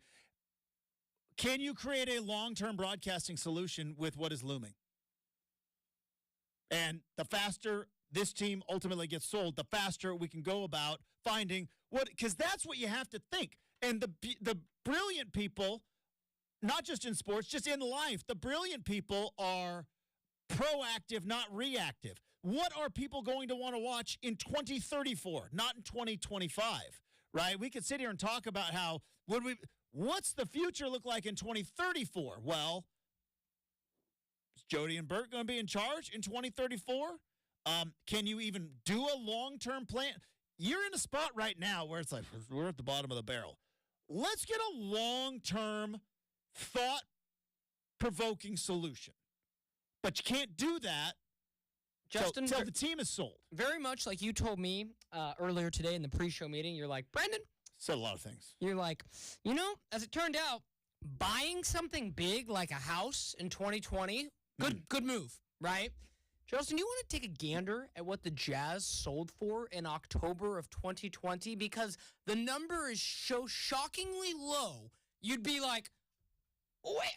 $3 billion? 1.6. 1.6. Straight cash, though. Straight cash, because what, the Hornets went and sold Michael Jordan, got what, almost 4? And I know there's going to be a lot of people out there who are going to say, see, that's why you don't sell it right away. That money's going to charity, all right? That's the other thing that nobody talks about. I guess this is not about sound financial solutions. The further and further, teams don't go down in value, teams go up in value. They all have throughout the test of time. You could sit here and wait until the cows come home, but we're sacrificing sea turtles the whole time. That money's going to charity. This is more than just making the most amount of profit. And again, this is me spending not my own money. But, oh yeah, well, why would they sell it? They look at what the Jazz did, and then look what Phoenix sold for $3 billion, something like that. And it's like, the money's going to charity. Money's going to philanthropy. There's a whole list of people that signed the pledge, the giving pledge. Sell the team. Let's get a broadcast thing going. All right. Coming up next, we have got Tyson Alger. He is a friend of the program. He is from the I-5 corridor, and he joins us next, 620 Rip City Radio.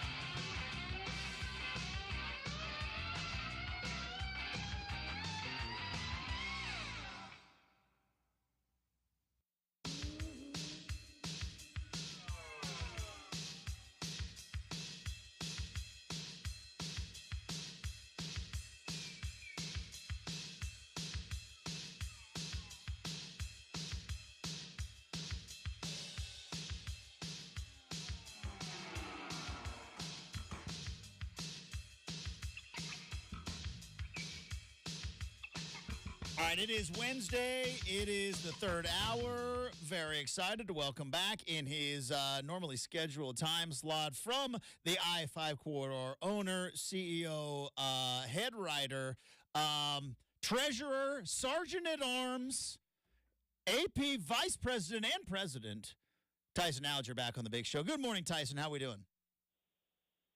I'm good. I like when you throw in that little flag of it being the third hour for you already. I'm rubbing the sleep out of my eyes here still, but actually that's another job that I've taken on for the corridor. I'm the sleep study analyst too. So well, here's the thing, Tyson, is I in my couple decades in this media business have realized that morning radio people and then beat writers or even feature writers such as yourself, we live in opposite ends of the time spectrum. I learned long ago, like whenever they say, hey, after the game you want to go get a beer, don't go out with the writers because you guys stay out way too late because you live the vampire hours. And meanwhile, I have far too much energy at 8:22 in the morning. I understand it, and I realize I'm the weirdo. Yeah, but my problem is I try to play both sides of the game a little bit because like lately I've actually been more productive getting work done in the mornings. It's busy with all the jobs at the corridor. So really, I kind of feel like a George pulled between two different worlds here, and it's killing me. It's killing. A George divided amongst himself cannot stand, Jerry. All right, let's. We got a lot of stuff to dive into. Let's start with Oregon basketball. You were there. It was a crazy finish at Gill Coliseum, and obviously there's one more game at Matthew Knight Arena, but that is going to be the last for the foreseeable future conference game between Oregon and Oregon State, which is an interesting rivalry from the basketball perspective. And kind of a place the last couple of years is just, for whatever reason, as bad as the Beavs have been and as much potential as the Ducks have had, boy, that has been a bugaboo of an old barn for Oregon to go and play well in. You were there. It was nuts. It was a crazy finish. At this point, Oregon needs to just pile up as many wins as possible. But what was it like there in Corvallis this weekend? Yeah, I really enjoyed it. And, part of that was going into the game. I had done a story talking with Bud Withers, who worked for the Register Guard in the Seattle Times for a long time, about the kind of the peak of that rivalry back in the 70s when it was the Kamikaze Kids up against Ralph Miller's Beavers, and just some of the wild stuff that happened back then, like Dick Hart tripping a cheerleader in the middle of a game. So fast forward for years and going to this game and knowing kind of like the kind of the context of it being the last conference game at Gill, like I loved that it was that tight of a game. I mean, the first 35 minutes of that game were pretty bad basketball. If you were watching it, it was, I think the teams combined to miss like 34 3-pointers.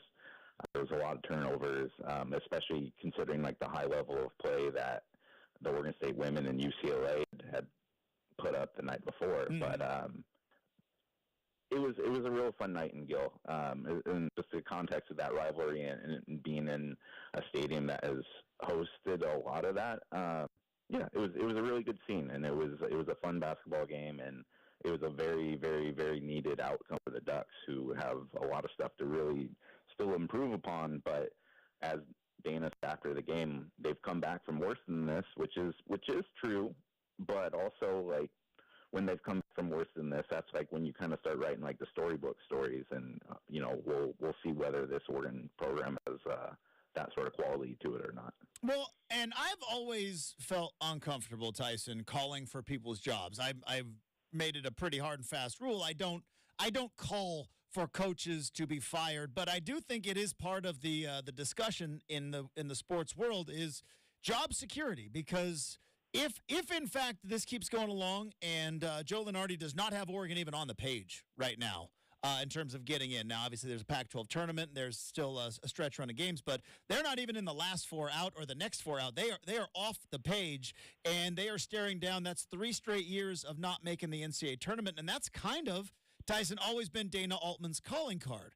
Ernie Kent before him would go to an Elite Eight, would go to the first round, and then they would be really, really, really bad. And Dana Altman seemed to always be able to make the tournament, win a game in the tournament, or even if they, like, got matched up with a Louisville or a Wisconsin, play a hard-nosed game, and now potentially Oregon staring down a third consecutive year, not making the NCAA tournament with what I believe is crazy high recruiting numbers, right? I mean, they still have, like, big-time recruiting numbers coming in. Like, is there maybe some rumblings down there in Eugene about, is Dana Altman the guy heading into the Big Ten?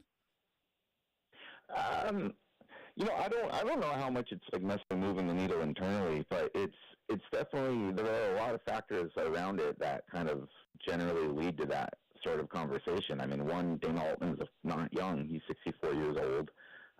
It looks like he's kind of faded from the peaks of where his success was at, which was that 2015, 16, 17 run for the Ducks. And yeah, it's just, you kind of take into the factors of the changing game with NIL, and you've heard Dana talk about that at times this year and last year too, about how, this used to be the one thing that you would never ever want to be accused of, and now it's what we're lacking. And so there are definitely like a lot of factors that make you go, okay, if this isn't leading to success on the court, would this be the right time to consider, moving on from the most successful coach that the school's ever had? And I think it's a tough. I think it's a tough situation because, again, as I've said this before, I don't think Dana's suddenly forgotten how to coach. Mm-hmm. And when you do see them have some of the successes that they do, and it wouldn't surprise me if they did put together some wins here, you'd go like, man, boy, we were dumb for thinking that. But it's kind of just, we haven't seen those flashes nearly as much as we used to during his tenure, and it's tough. It's tough because I don't want to write them off yet because, again, this is a coach who has made people look pretty dumb in February and March throughout his career. So I don't want to be on 620's Cold Takes Exposed a couple months from now.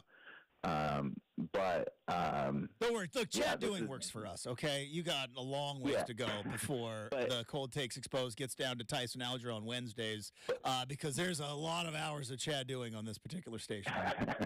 But I will say, like, this is prove it time. Like, I think that Dana's career has, and the successes have earned him a lot of leeway, but when you miss the tournament 2 years in a row, when you don't have a big home crowd or audience to kind of support yourself on, there's not like a whole lot of things that really make you go like, boy, that Oregon program is really setting the trend, kind of like it is on the football side. And so, yeah, it's win these games and continue to make it impossible for them to change. But if he fails at that, there's a lot of things that a younger, different type of coach who embraces kind of being the public and social face of a basketball program, that there are advantages of somebody else, but the biggest advantage for Dana's career has been winning, and if he continues to do that, like that solves the problem.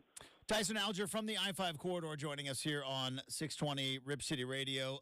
Here's maybe another factor, and I don't know ultimately what is going to happen, but you got Kelly Graves sitting there, and Tyson, they stink. They have lost, and this is from your Montana Grizzly brethren and from the Oregonian, Bill Oram. Oregon women's basketball has lost 9 in a row by an average of 19 points. That is awful. And here's where I wonder about with Oregon and, again, how much the Phil Knight and swoosh factor comes in here because I don't know if you've noticed, Tyson, women's basketball is kind of having a moment. Yeah. Women's college basketball with Caitlin Clark and with LSU, and be very careful how you pronounce the word bench because you might also end up on the internet. But there is more, like, women's basketball games, especially Caitlin Clark games, are outrating NBA regular season games. They are having a moment, and I wonder if Phil Knight and the powers that be at Oregon are looking around going like, whoa, no, we were supposed to be in this with Sabrina. We're selling Sabrina shoes. We got a whole line. We stink right now. I wonder with Kelly Graves, even though, again, talk about greatest women's coach of all time at Oregon, how much that might factor in the fact that women's basketball nationally in the collegiate level is having an absolute moment, and Oregon is irrelevant. That's got to be a huge factor, doesn't it? Yeah, it really kind of felt like, rewind 4 or 5 years ago that Oregon had itself lined up to kind of be like the UConn 2.0, the just like what's the coolest program in that sport next. And, with that team and the heights that they reached, and the fact that Sabrina was becoming one of like the first named stars in the league, if that makes sense.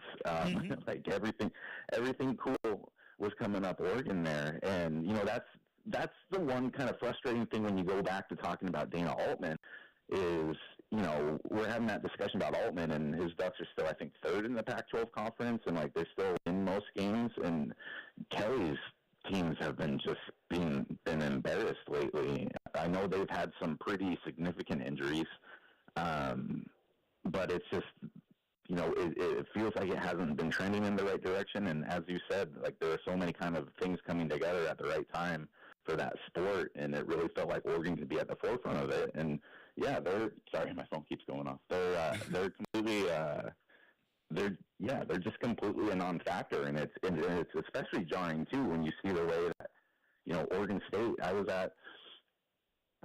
Excuse me. We were at both the games that they had over the weekend against UCLA and USC, and they absolutely packed that barn, and there was electricity there, and that's a team that shook off a bad season or two and has really kind of rebooted with like a firm vision. And I know Kelly kind of addressed the questions about his job status, and he feels confident in it, and he feels confident about the program they're building and the vision and all that, but again, it's another one of those, let's see it. And at least Dana's teams are fighting. Like, Kelly's teams are just getting blown out right now.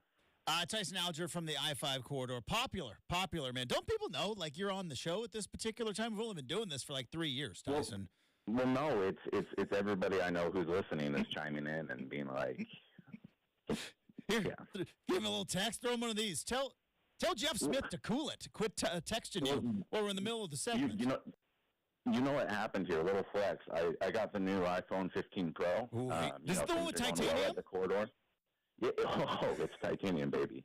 But it doesn't have the flip for the silencer. You have to like hold the button down, and so like you kind of go for the muscle memory of the silencer. And I apologize. I'll be better next week. You are doing fantastic. It's really, let's just put it on Tim Apple's plate. And it's really kind of his fault. By the way, do we really need to be reminded over and over again that they're made from titanium? I mean, it's an iPhone. We're all going to buy it. It's okay. Like, we got it.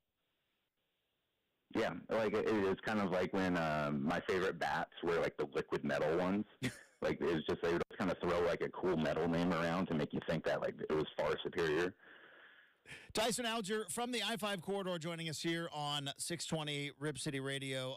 The big news in college football the last couple of days, Tyson. Now finally approved. It's what was known as the 5+7 model. The college football playoff will be expanding to 12 teams, which we all knew. Oregon State, Washington State, while not technically in a conference, they're going to get some cash out of it. Here's what I'm wondering. Now that it's kind of approved and it is official, this is the way we're going to determine a national championship. I always have my reservations because I'm a bit of a pessimist. I don't trust a lot of people in the powers that be at the college football level. Is this it? Is it the right way? Is it the best at this particular time? What were your thoughts when you saw the five? I like the automatic berths for conference champions. Notre Dame's got to not be feeling all that great today because they can't possibly get a first-round bye in this scenario. But do you like the 12 teams, or is this just going to continue to grow and grow and grow till we have a 64-team tournament and we don't care about the regular season?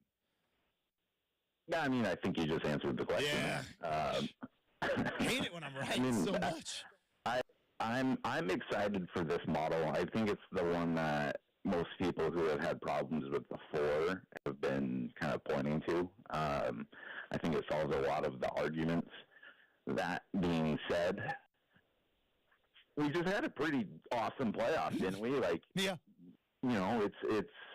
I don't think we really give any of these models enough time to really kind of establish themselves before we start nitpicking and saying how it's ruining the sport and this and that. So, I'm excited for this one, and I'm excited to talk about the next one 6 years from now when we're still doing this, and 12 years from now when I'm your intern doing this. And are you kidding? Like when the I-5 corridor, like network, that is going to be created over the next dozen years. And I'm lucky to hopefully just have a little voice on the I-5 corridor network that is shooting to the moon. We're going to page through your best old shows, and we're going to call it the re-listenables. Well, whew, that's a good one. Dropped an absolute dynamite bomb right there, Alger. All right, let's get back to me complaining about college football because, like you said, this is the re-listenables, which is Justin continues to complain about college football. I went back and looked, and if you look at the rankings, and like you said, it's going to eliminate a lot of the arguments, which this year would have been Florida State gets in. That argument's over, but like everything else in the world, when you eliminate one, like the universe always fights back, and it's like, what's the new argument? Because there were, let's see, 1, 2, 3, 4, 5 teams with 2 losses in a place for 3 spots in this new model. There is LSU, Notre Dame at 3 losses, but they draw a lot of eyeballs, right? We're just going to create, like, the new arguments, right? Yeah, and, like, my other thing, too, is earlier you talked about, just further diminishing the regular season. I hate doing the recency bias thing again, but those 2 Washington games this year were probably the 2 best regular season. I mean, one was regular season and one was Pac-12 championship game, but those were two of entertaining games, exciting games, things on the line type of games that I've been a part of on this beat. And under this new model, Oregon probably still makes it in, right? It's like what's on the line in those certain games, and then if you further kind of devalue the big games, it's going to further. I mean, how do you expect to care about kind of the mid-range to smaller games? Like, are we going to start having load management and having guys not play in certain games, or are we? It's kind of It's a bit of a snowball, and I don't want to get over the skis, but we've kind of seen how this has impacted other sports and other things that we like, and it's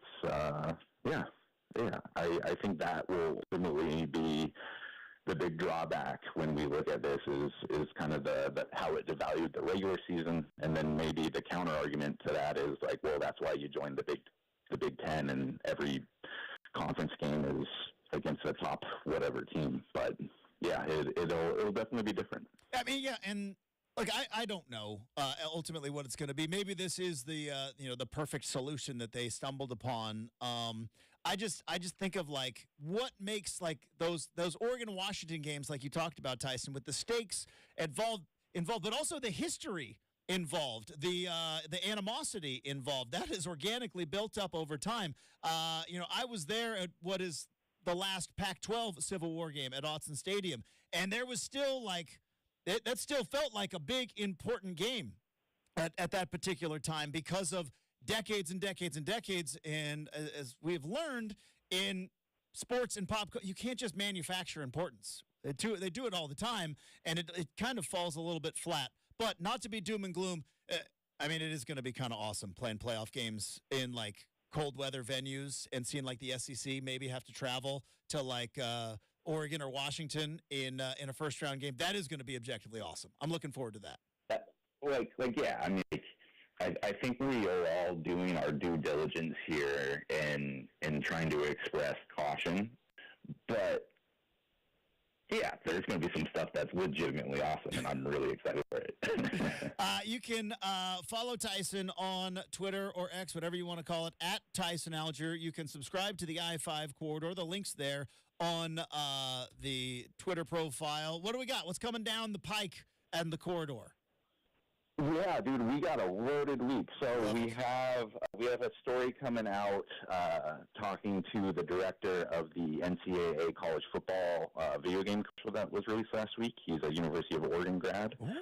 So we're going a little behind the scenes on that. We have a profile of the Portland Timbers new coach coming out tomorrow that will also be appearing in the Oregonian. We're syndicated now. And then we have a podcast. Coming out. And then also I'm about to drop a 5 Thoughts piece, which dives a little bit into the start of college baseball season. So. I know that we are American and we call coaches coach, but I believe gaffer, isn't that what they call the soccer, the manager? Isn't that the gaffer? Dude, I went out there for availability like 2 weeks ago, and it's the first time that I've been out there. And like this dude like played for Manchester United. Like he's very London. And I was like, coach, and I was like, Gaffo. It was rough. Between Wrexham and Ted Lasso, I think I got it down. And I'm sure the soccer, aka football people, are like, no, you don't. Take a knee, Myers. Hey, Tyson, thank you so much. Have a terrific rest of your week, and we'll look forward to talking to you next week. Hey, absolutely, man. Thank you. There you go. Tyson Alger, I-5 Corridor. We've got the RCM mailbag coming up next, 620 Rip City Radio.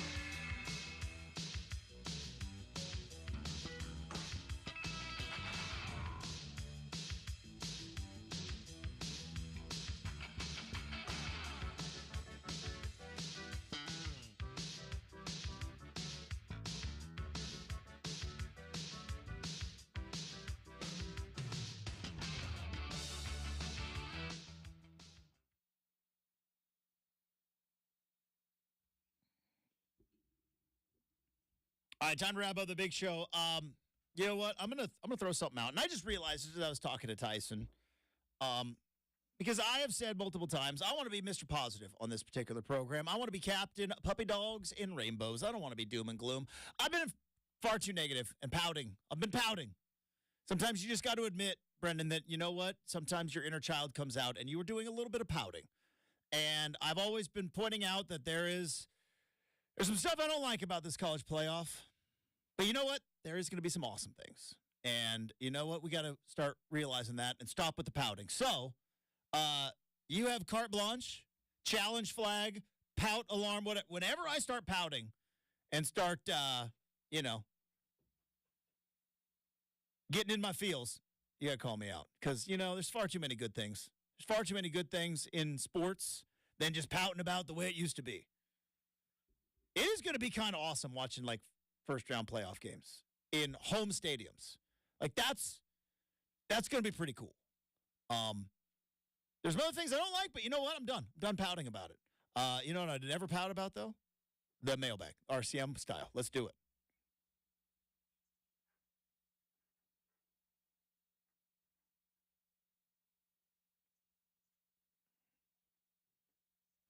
All right, firing out the big mailbag today, Justin. Yeah. What is the dumbest way you've injured yourself?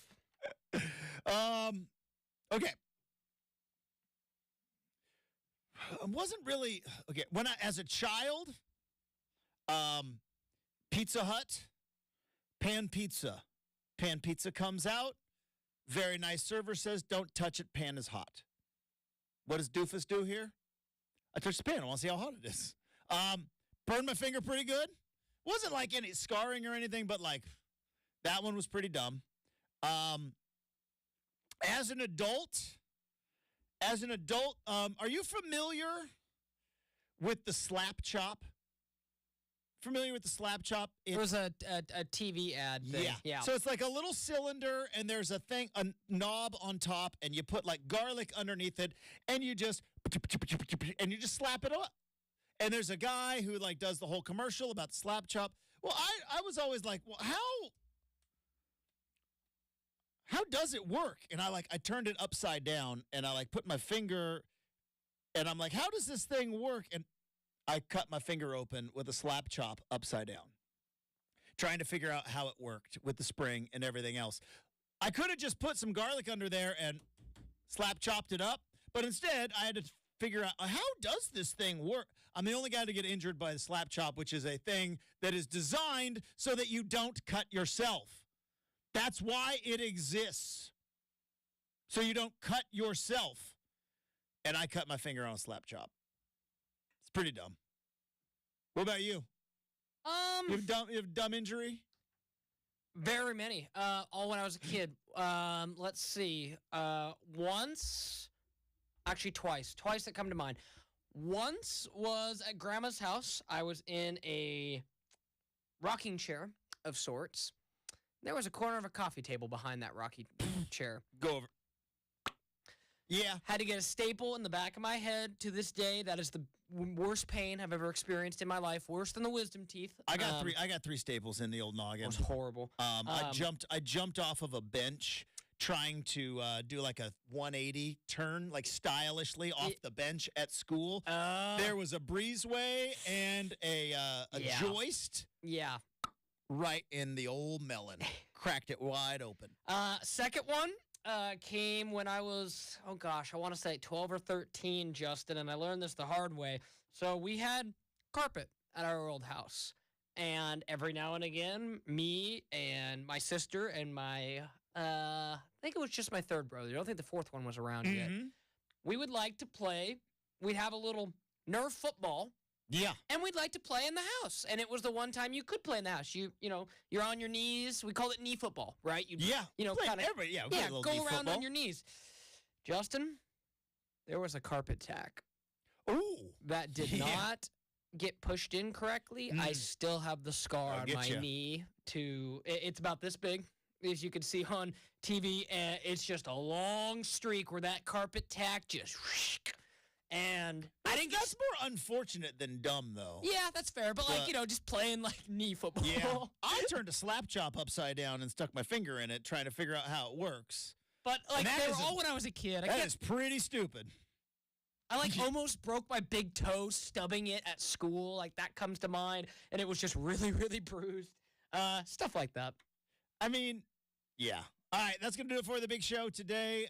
Thanks again to Tyson Alger from the I-5 Quarter. Thanks to super producer Brenden. We'll talk to you tomorrow morning here on 620 Rip City Radio.